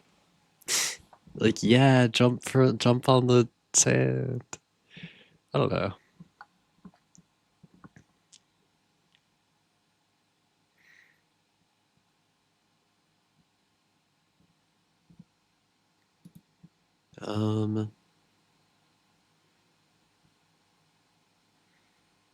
This corner has treated Poundy pretty kindly so far.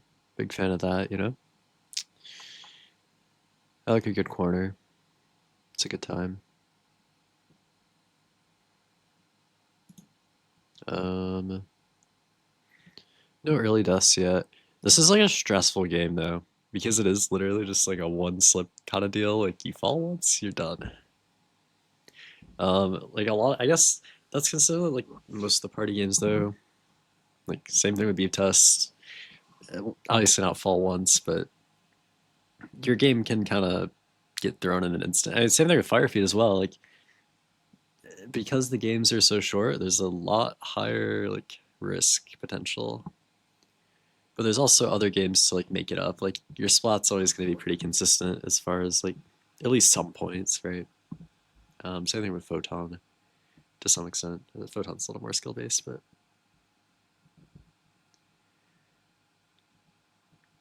once this starts heating up, it heats up really quick. This is when it starts to get a little scarier. Shit's fast, but he's got it. 6 people left. Oh, scary. Oh, damn. 5 more floors. 1, 2, 3, 4, 5. He's clear. Oh my. Minitech dies on the last floor. No. King Samalot skate. Wait, SB as well? Oh my goodness. That's the GOAT. This guy, bro. Actually locked in. Game. That's so cool. Me neither. I'm down the last one. Okay, what's splat then? No, nobody's done. Like, I feel like that's wild. I did not expect that at all. I wish I'd been on that POV. Damn. It's just like, dude, I'm so impressed. That's crazy. It has to be like best newcomer performance in a while, right? Like, so far.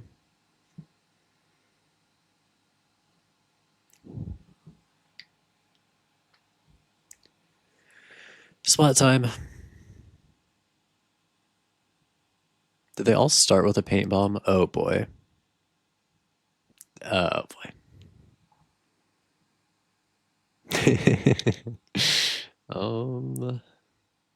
Right. That was intended. Or maybe they all didn't. Ant Frost definitely did. So that's interesting.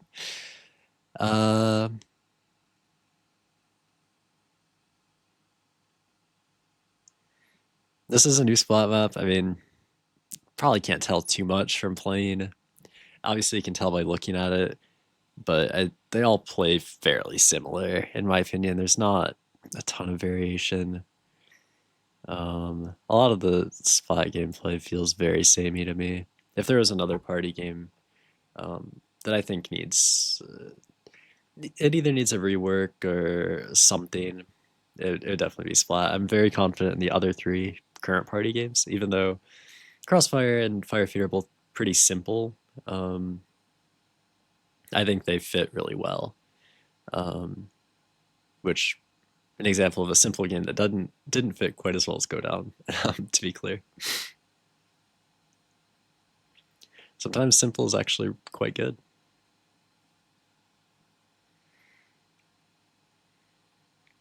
I think Splat is just like, it's good. We've just seen the same kind of Splat gameplay like a lot of times. And it's always fine, but it's never a game that I feel like players really look forward to, which ultimately I'd imagine is the sort of environment that you go for as like a game designer, a developer, that sort of thing. A decision maker at Blockwars HQ. Obviously you want your players to be excited. That's like the most nothing commentary ever.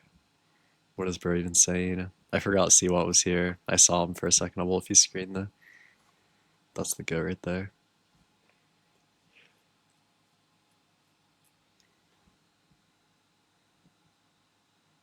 Round over. Blue, I think, in the lead for blocks painted. It's is blue in third? I feel like they're doing pretty well. Where did I predict them? Oh, predict them third. Wonderful. Aqua. Oh, I didn't mean to press that. What did that do? Stop, whatever. Refresh? Question mark?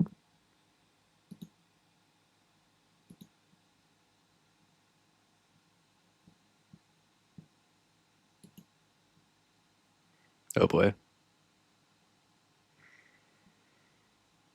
Yeah, no, but I think a couple of players maybe started with the paint bomb, which I'm not sure if that was. Yeah, I don't think that. I'm not sure if that was intended. That's okay. It happens.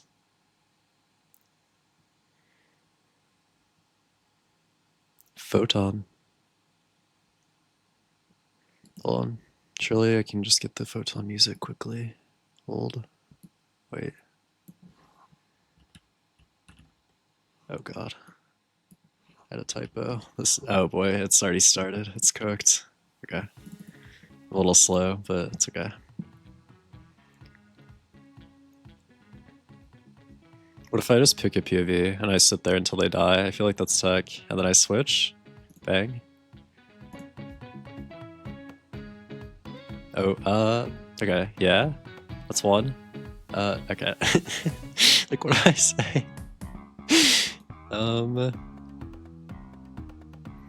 Really cool game, but it's a hard game to, like, look at this and, like, get any information from it.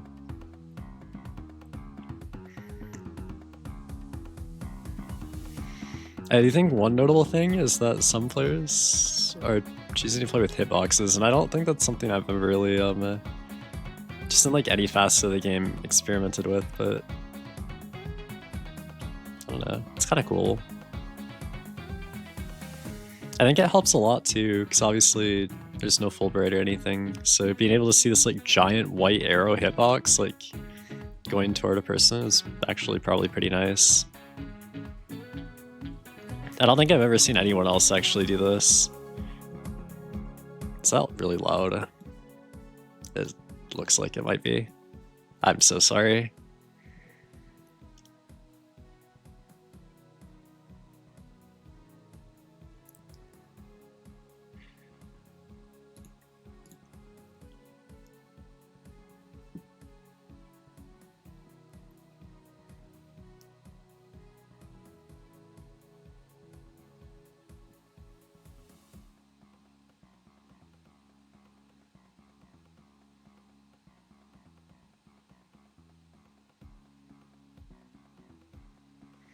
Is there any like standout kill counts?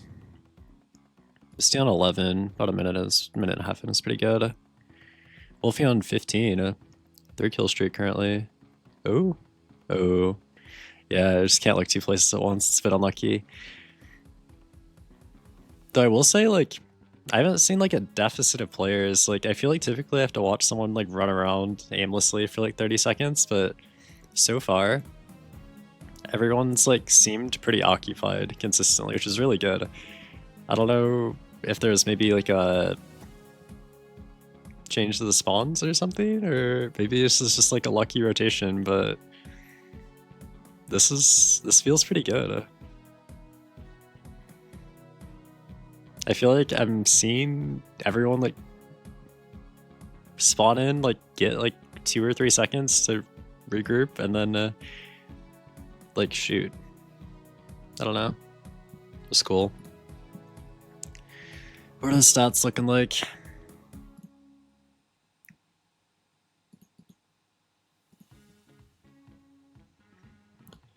$30 kills from Seawat.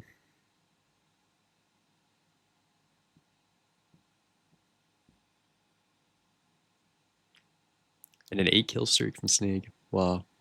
This is a cool stat as well. I'm a big fan of this. I like the long shot stat. My brain feels so fried, bro. I'm sorry. I'm not giving any useful information right now. I'm grasping at straws. It's cooked, I tell you.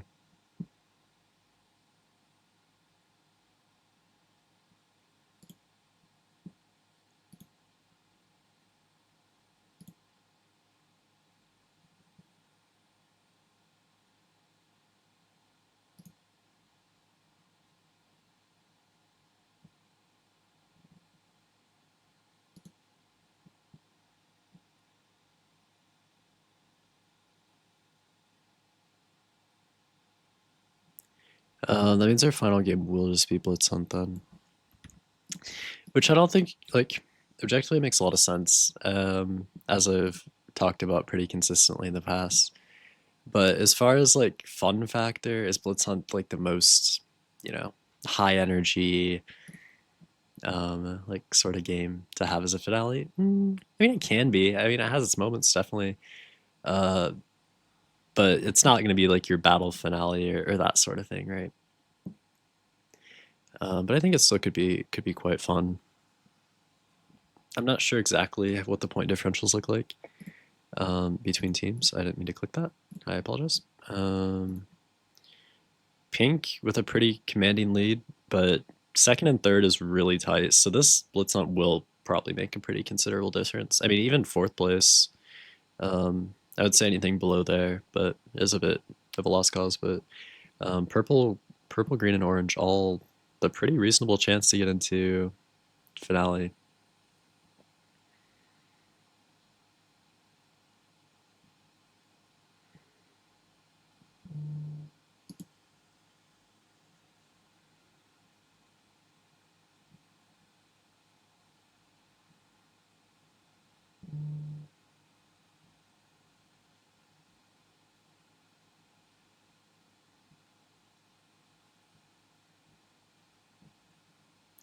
I also thought we were gonna skip voting for the last thing, so I'm not sure exactly what that's about, because we seem to have done it, but I don't know. Maybe it was just shorter.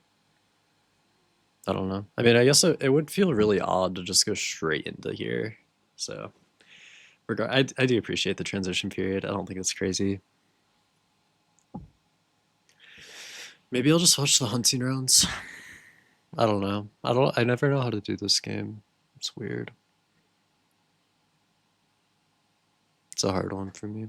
I struggle with Party too, but I actually enjoy watching Party. Is the difference. Just I don't know.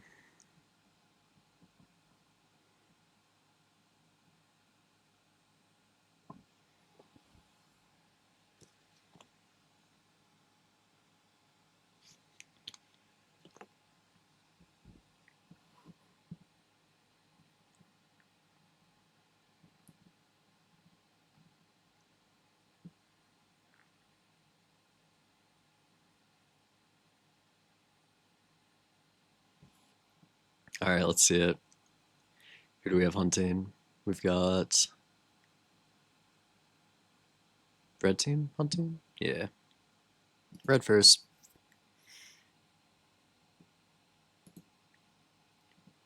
I'm ready for the pound cake lock in. We've all been waiting for it.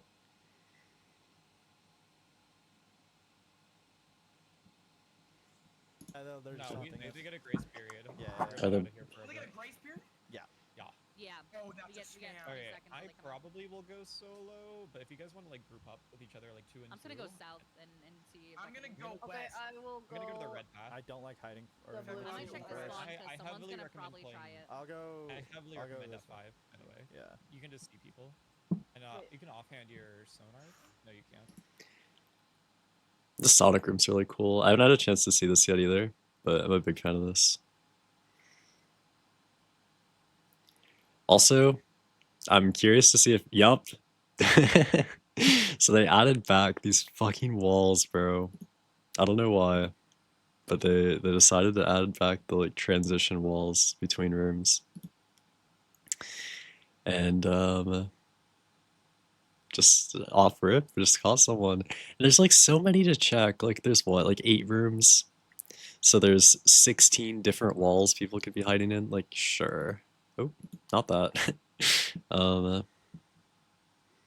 I don't know, because does each room even have 2? Or how does it, I don't know how it works. Whatever. Doesn't matter. There's a lot. I just feel like it's kind of unnecessary, maybe. But it's kind of like the mid room. Like, there's places to hide in there, too, which people kind of like sometimes, so maybe there's something to it. We're gonna be clearing this mesa room, see if there's, okay, yeah, there we go, cool. Anyone that was up there is probably long gone. I hate to say it, but it doesn't look. I don't know. Oh, we saw ahead booking it this way, but still a little too little, too late. Unfortunately, I didn't look at the numbers, but that looks like there's a lot of people alive. Not necessarily an ideal hunt from a red team, unfortunately. Though I don't think they're in contention for top 2 anyway, so maybe a little bit of the pressure's off. It's Aqua hunting, I believe. Is Misty delayed? Or oh no, it's blue. Or is this that is Aqua? Okay. Misty survive round 1, just AFK in this room. Yep. Okay. Now I'll be curious to see how that goes. Actually, there's a world that just pays off. I feel like there was like maybe for like 2 or 3 block wars, there's like an emphasis on guys make sure to check the mid room, just because of all the scams that were kind of going on there. But as of recent, I feel like the pressure's been kind of let off. I mean, especially because of the break too. I mean, everybody's just forgotten. Surely, I like this spot on the house here. Using this roof is actually pretty good, and I guess you can drop down if they come up, right? In the off chance that they do manage to get up here. Ooh, I don't know if jumping down was the play. We definitely have 1 hunter, if not 2 on our tail now, and we're running toward a 3rd. Oh my god. This is terrifying. Oh my god, he's gotten away with it though, for now. Ugh. Oh my goodness, book it, go. Oh shit. That would have been the most insane shit ever if we got away with that. I don't know, bro. Wild behavior. Wow,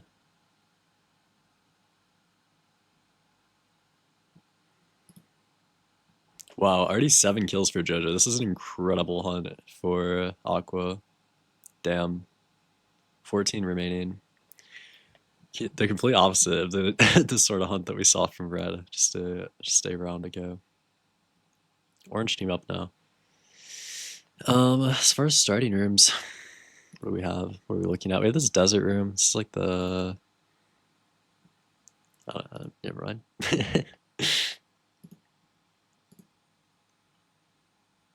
Oh, this is a new one, I think. I don't know if I've seen this before. Maybe I just don't remember it. Looks new.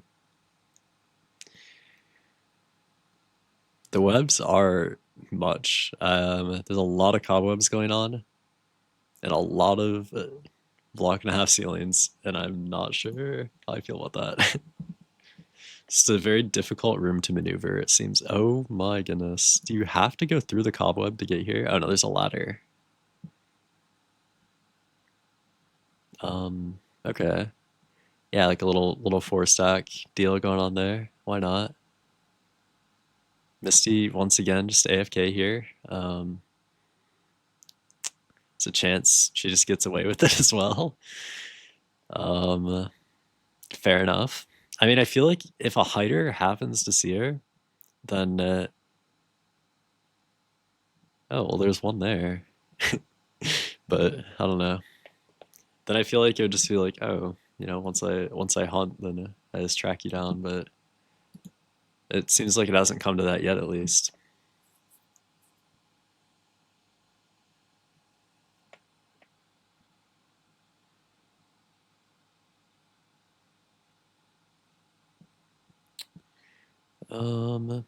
We are nearing the end, I believe, of this round. 20 seconds left. See if we can pick up any final kills. I imagine we get this pretty easily. Yep, okay. I think I saw one other head in this room, maybe over here, but... maybe you aren't going to be able to have time. I think they went into here, maybe. Or it could just be fully tripping as well. That's, like, very possible. I'd go as far as to say it's likely at this point. 3 for 3 for Misty still. Definitely one to watch out for. Is there anyone else with a perfect record thus far? 2 for 2 for Poundy as well. Obviously, having already done his hunt. Wolfie 2 for 3. Hannah 1 for 2, maybe? Something like that. Who's hunting? Yellow. Dude, it takes so long. Like, it's embarrassing to ask who's hunting because, like, oh yeah, like they're obviously on your screen. Like, how do you not see it?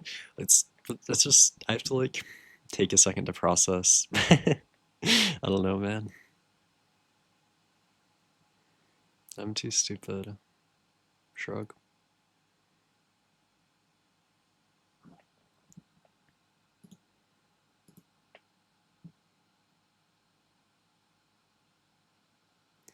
This spot looks insane. What is going on here? What are we doing? I think this is the room we saw like 2 rounds ago. And SB got tagged in, maybe? Or someone. I definitely remember it, though. Or maybe it was just a different underwater themed room. Who knows, really? Giving me Soulless vibes. Soulless themed room, bro. Yep.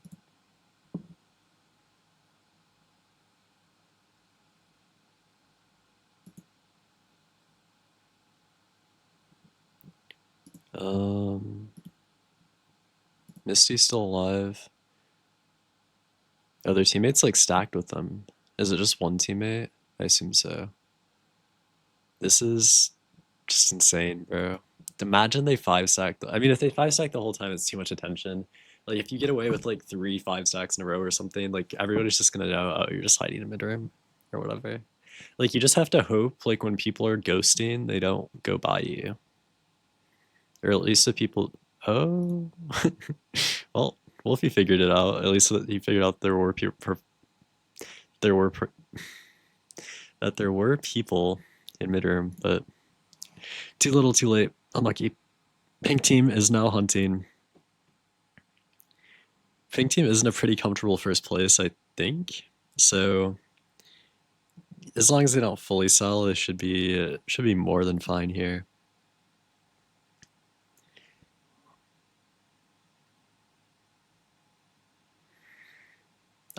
Did Orange team hunt?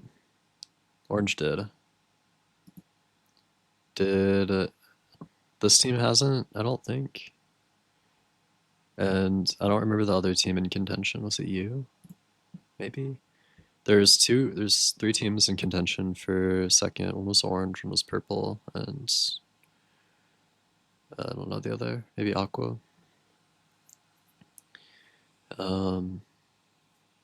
Who I believe has hunted. So. Oh, unlucky. This is such a large room as well. There's a lot of area to cover in here, so it is genuinely still 1 in 4 if she gets ran out there, and it's kind of unfortunate. I mean, it's not really a 1 in 4 because I think the hunter maybe checked other places first, but bit shaky at the start of the running, but I don't know if the hunters saw him. Oh, it definitely did. Definitely did now, if nothing else. Giving the wrap around the bus. How is he always in these situations? Every single time, bro. This guy's just cinematic. It's just so impossible. That's crazy. Just every time I'm on this fucker's POV, bro. Without fail, there's some shit happening. Just again, it's just vibing, bro. Chill as hell.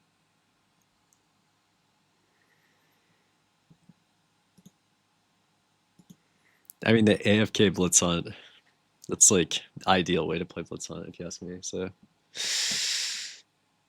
round over. Does Misty go 7 for 7?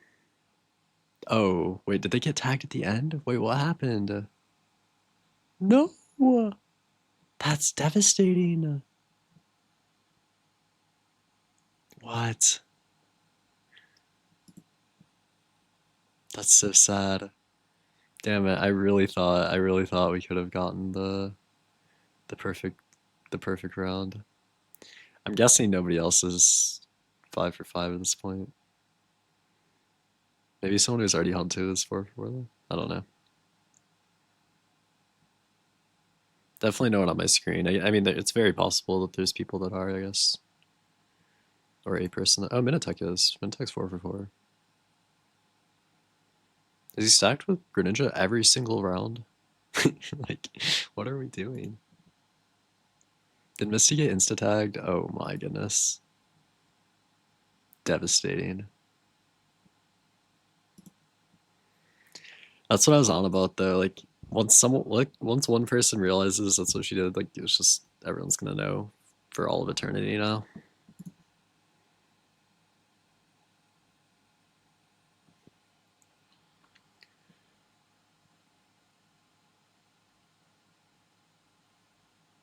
Oh, they can't get there. That's sad. I don't think he realized that was accessible from the top there. That's unfortunate. Hit on a bit of a tear though. 7 kills. Oh my goodness. 30 seconds left on the round. 19 hiders alive too. A lot of opportunity to take advantage of the speed to maybe track down any stragglers. At this point, I'd be quite curious to maybe check out mid room, but that's possible. Oh, there's one. I don't know what they were doing. They just kind of popped out for no apparent reason. Oh, they're just gone. I don't know. Are they up again? Seawalt just on his own adventure. I don't even know. I don't think anyone was really chasing him. I mean, they were, but like, not. I was confused. I was as confused as he was, I think.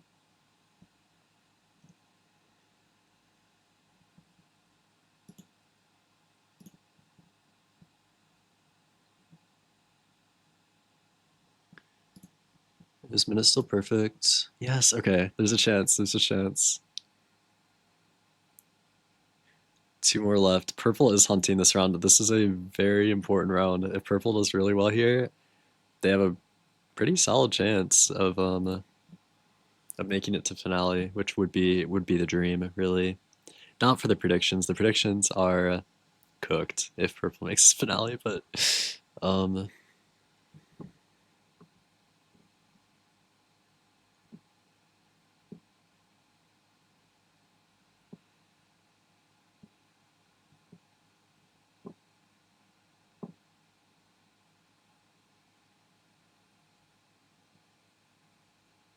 there's one. All right, yeah. Bit of a slow start here, but not impossible. I mean, could just be getting a bit unlucky with rooms or something. We're heating up a little now. Let's see. Minotek maybe on the run. Oh, he's rotating mid. Okay, I like this. Misty's still alive in mid. That's the go right there.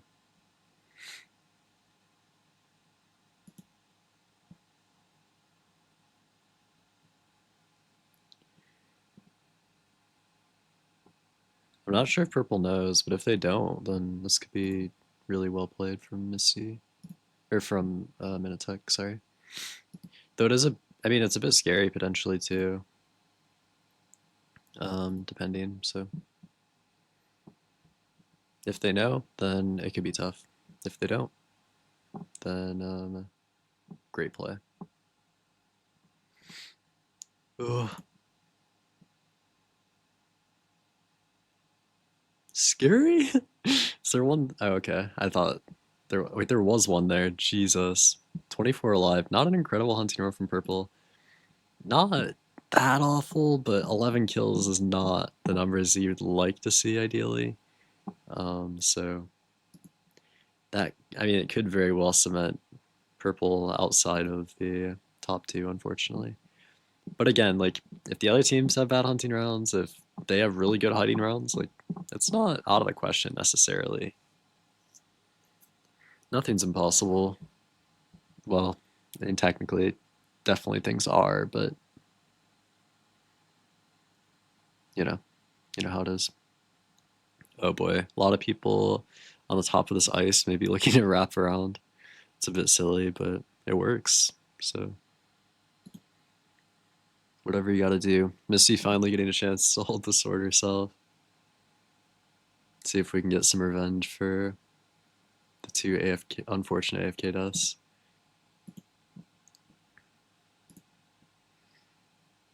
Minotek's still 6 for 6. Hoping for the best. Does he go for the perfect 1030? I haven't actually seen too many people hiding in these like side areas like I thought there might be. So I don't know. Kind of interesting. I mean, it's not like a particularly intriguing spot to hide in, so I don't really blame them, but it doesn't actually seem that bad. Like I think it might actually be pretty decent.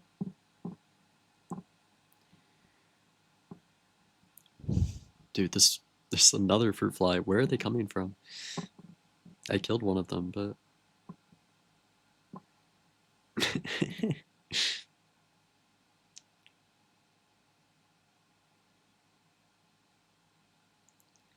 just a bit unlucky for Missy here, I think. I don't know if there's anyone else in this room. Might be unfortunate. Unfortunately. Yep. These are good comms. You just don't know it yet. Type shit. Oh, Jojo died in the last like 5 ticks of the round. Is that perfect? No! That's so sad. What happened? What happened? No. 6 or 7 for mid attack. I mean, he's got to be first, but that's devastating. Wait, oh, there's no. Oh. Wait, there's not a game breakdown anyway. That's sad. I wanted to see the time survived.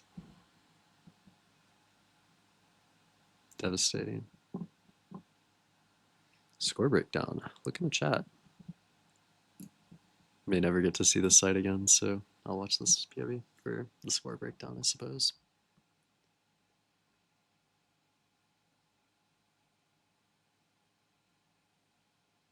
Yes, shout out the patrons. Yippee.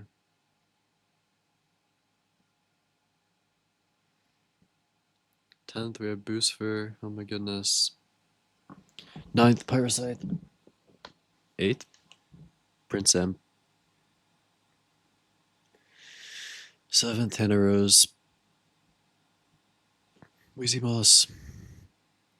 6th, Greninja. 5th, Wolfie. 4th, Thirdunes. 3rd is Sneak Snag. 2nd, Minitech. And 1st, Amfrost. GG.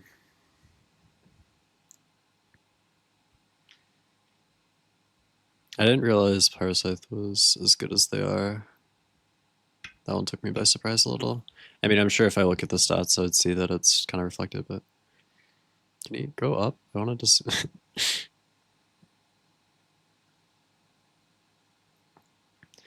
8th Aqua, oh boy. 7th Blue, 6th Yellow, 5th Red, 4th Purple, 3rd. Third's probably, oh, it's, well, first. First is obviously pink, but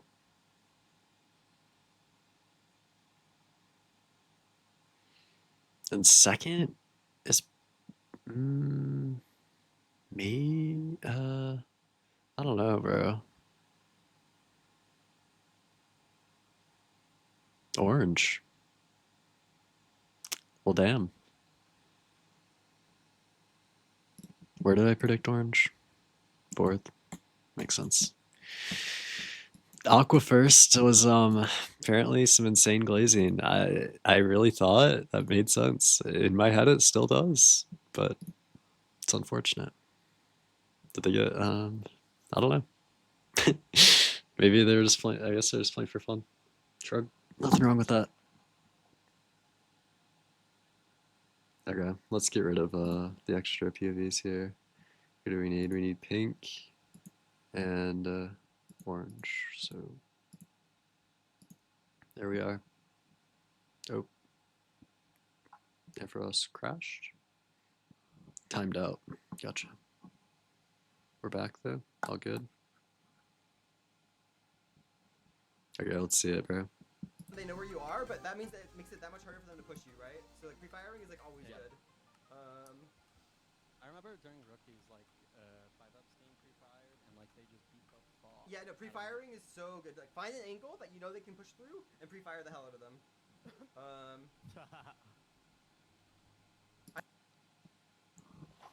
I don't know.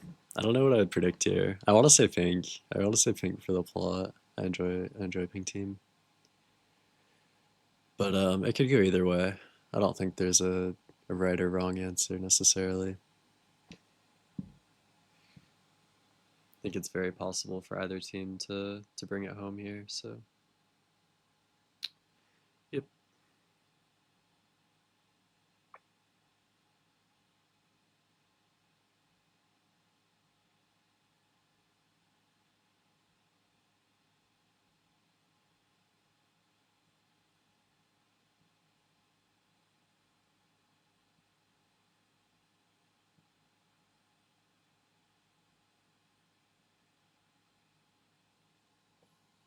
Sorry, I have to answer something in a second.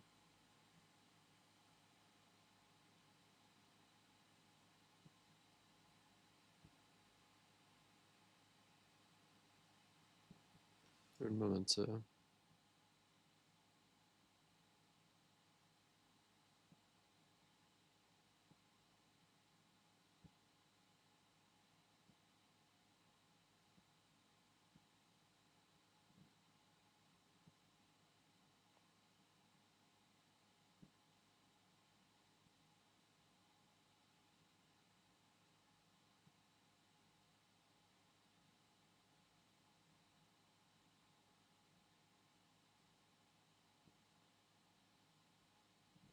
Okay.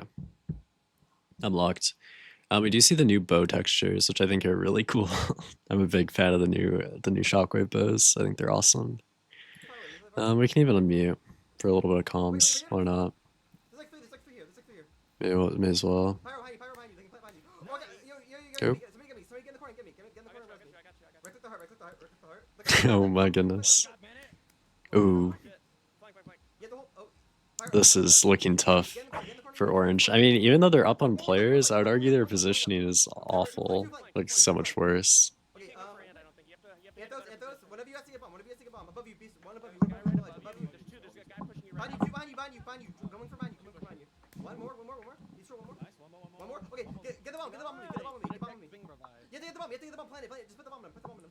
Wait, where's the bomb? Oh, I have the bomb.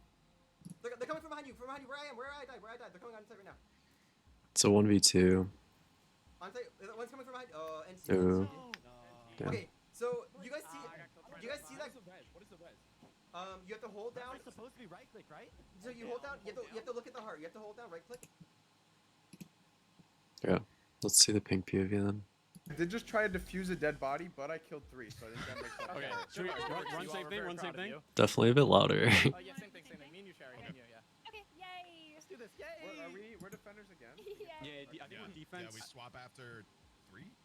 Maybe, I think it's 3, yeah. Winning this defense round is really huge. I mean, typically, attacking is seen as a bit easier. So, at least in my experience, people win their attack rounds more than their defense rounds. So, I do imagine they're on A here, so we're all going to collapse. I mean, 3 people on flank is quite a few. I can't imagine they're expecting that many. So maybe not an awful play. I mean, it's already a 4v1. Wow, just not even close. Damn. Going into our third round, I guess. Pink is now going to be attacking, which, again, technically a bit easier, in my opinion. So they've gotten through the hard part. They won both defense rounds. Now they just need to bring it home on attack. I did mean to switch to orange for this, though. Apologies.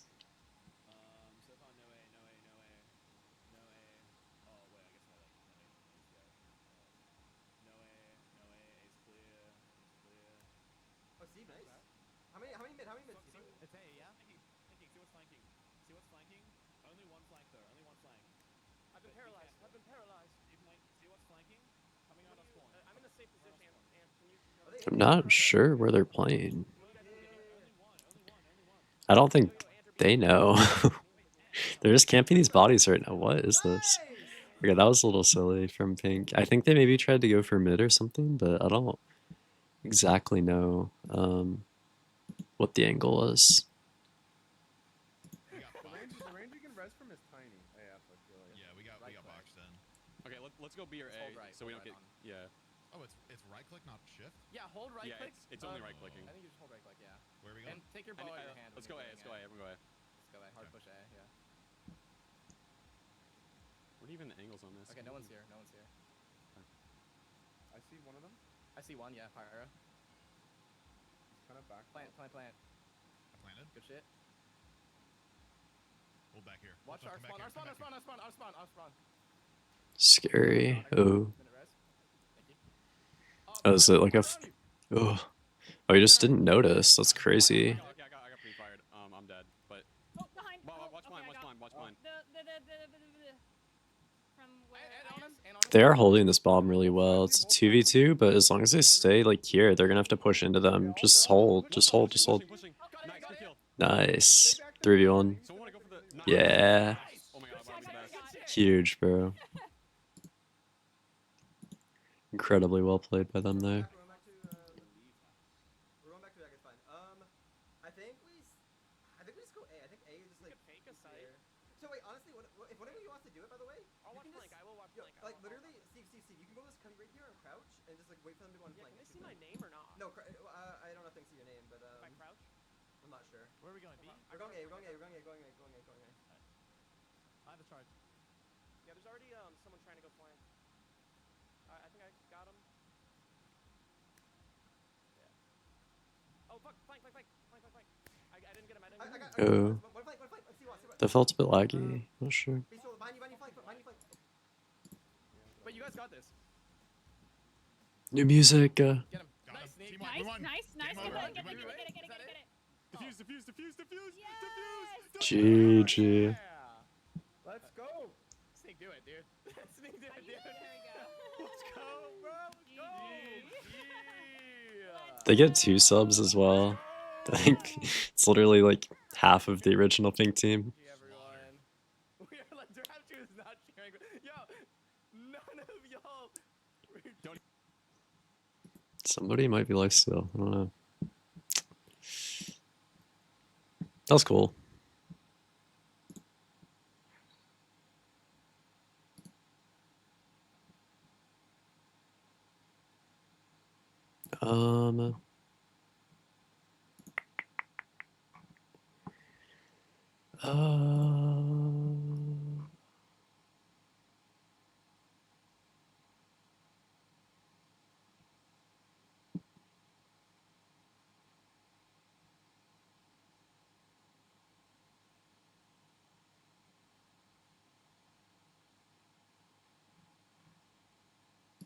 Yeah.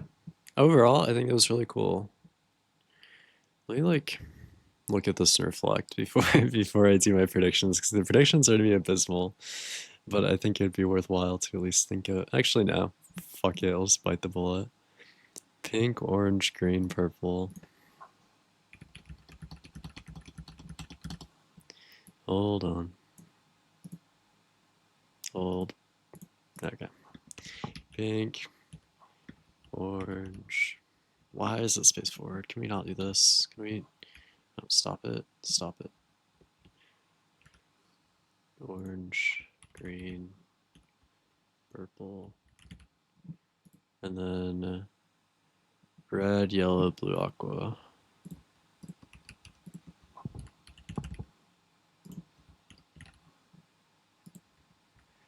Okay, look. Sometimes, you know, things don't go to plan. And that's fine. Yep. What more is there to say? It's okay. It's okay when things don't work out.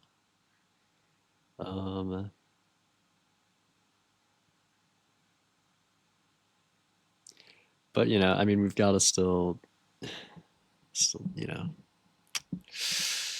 I guess take a tally, really. I mean, this is still, you know, we got +9 here.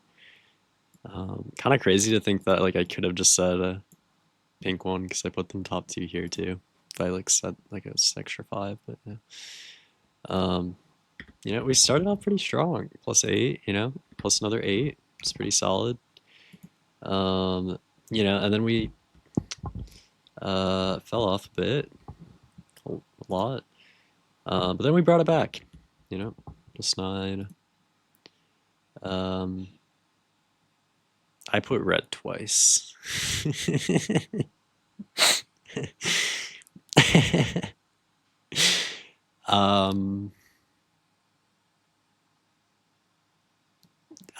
I'll just assume the bottom one was yellow, I guess, because I don't want to put plus 10 for one of them.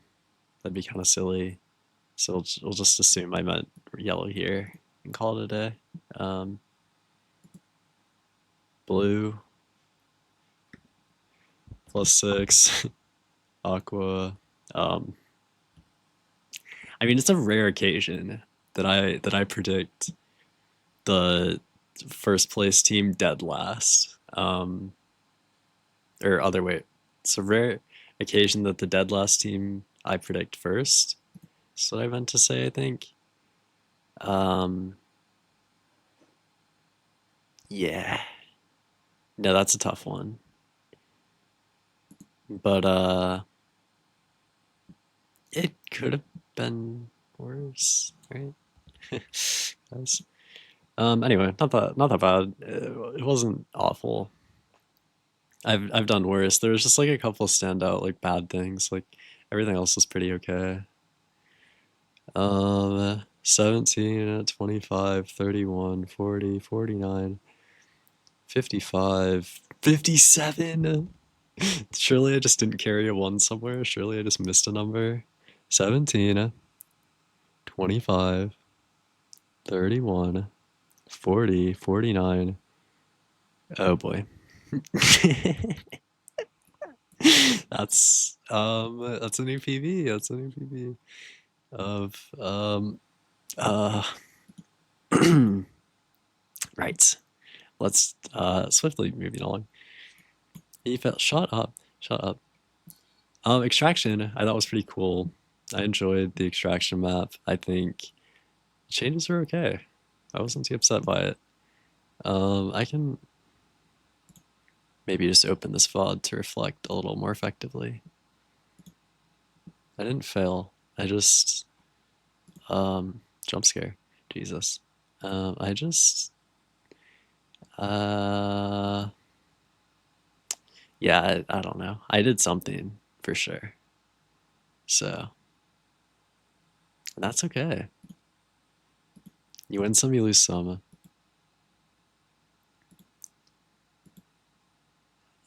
It's okay. I think the extraction map was pretty cool. Actually, wait, dude, I need to see the Lagundo extraction, bro. The 55 damage Lagundo extraction. Shit's crazy.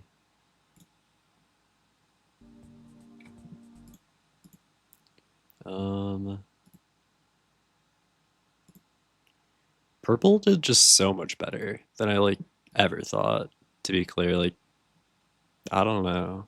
I don't know where the disc, like, even looking at, like, this team doesn't look that good to me, but they did really well. And maybe that's just, like, how well did Sweet Silver do?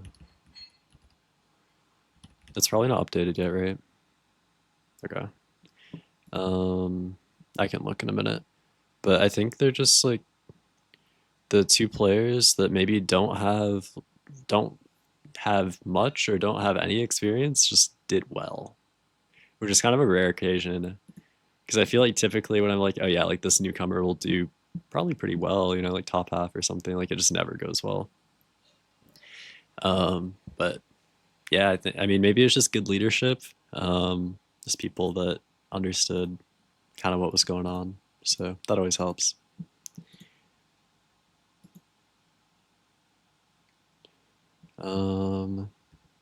I don't even, does Laguna like consistently do well in extraction?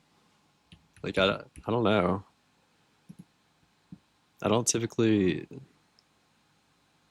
know them as like a great extraction player, right?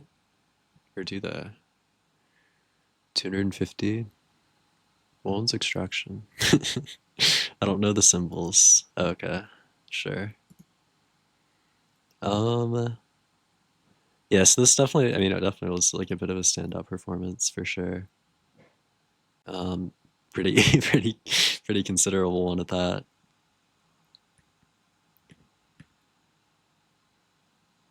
There we go. Here's some glow bomb usage. Oh my goodness. This is a really aggro push. Oh my.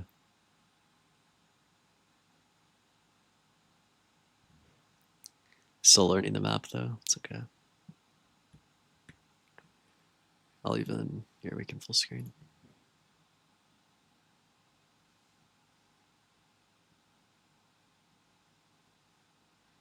Okay, yeah, nice. Yeah, alright, good first round. Where's the pop off though? Like, the 55 damage comes from somewhere. Like, that round was good, but I just feel like somewhere there's gotta be a clip in here. Like,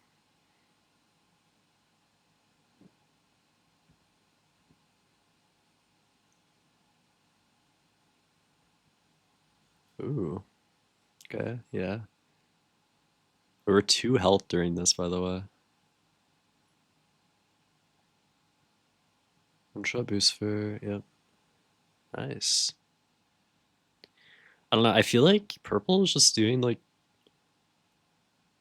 a really good job of getting this like map control, but it doesn't like make any sense at all. Like it's not map control that I can like track because it's not like they're just running left or right. They're just kind of doing whatever the fuck they want and then somehow they like collapse and then it all makes sense. Like everything just like adds up in the end somehow. And I like I don't know how, but it just works. And I think there's something to that probably, but it's not something you can just like learn, I guess. I don't know.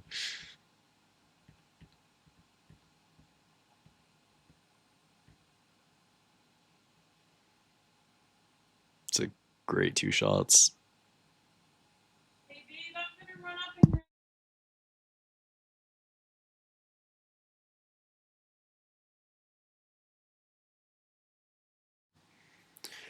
Apologies, that was my mother.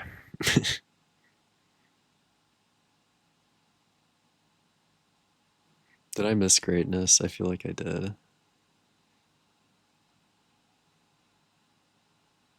Oh, I watched that. Okay, I see.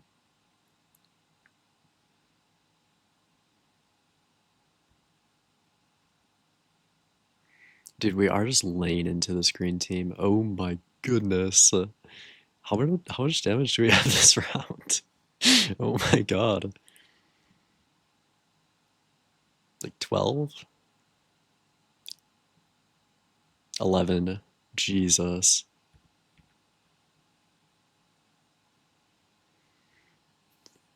Great damage on orange here too. I mean, especially on Ant Frost, right? It's valuable damage. Dude, just like sitting at this angle is just disgusting. We're able to hold this high ground really well. I don't even think the whole team's here. We're even like, no, we have to push this probably. Oh, we jump down. Okay. We're getting active. I respect it.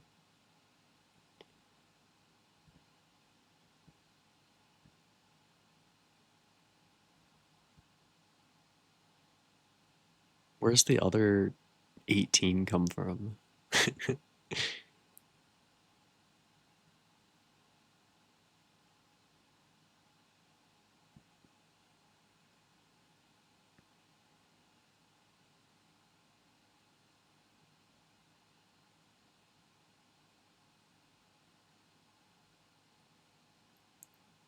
I don't know. I think they're just really good at taking these team fights for some reason.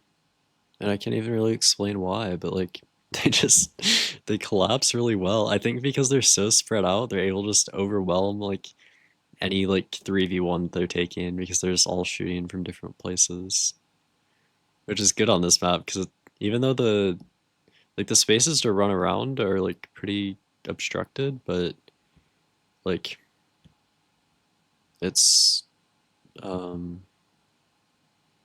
like open kind of. So like you have less places to run and it's like fairly open. So when you're like shooting, getting shot from multiple places, you're struggling to like move, I guess, but you have a lot of angles on you.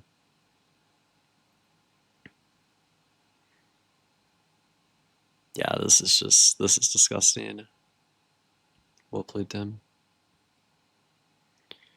It's cool to see like someone that you wouldn't normally see like get a top 5. I don't know. It's hype.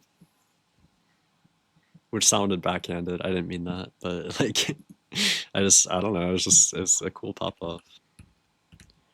I don't really care to watch the Ant Frost race. It's okay. Trailblazers, Ant Frost got first as well. It's fine. Ordered up. We kind of already looked at what I was interested in there. Lunge. Is there anything in particular? Not really. Spleef, party, Blitz Hunt. I think I'm pretty happy. Wow. That was a short event. That felt like really fast. I don't know.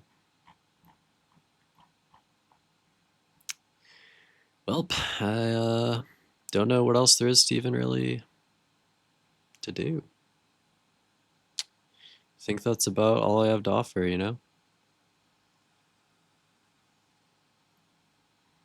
think I'm gonna call it.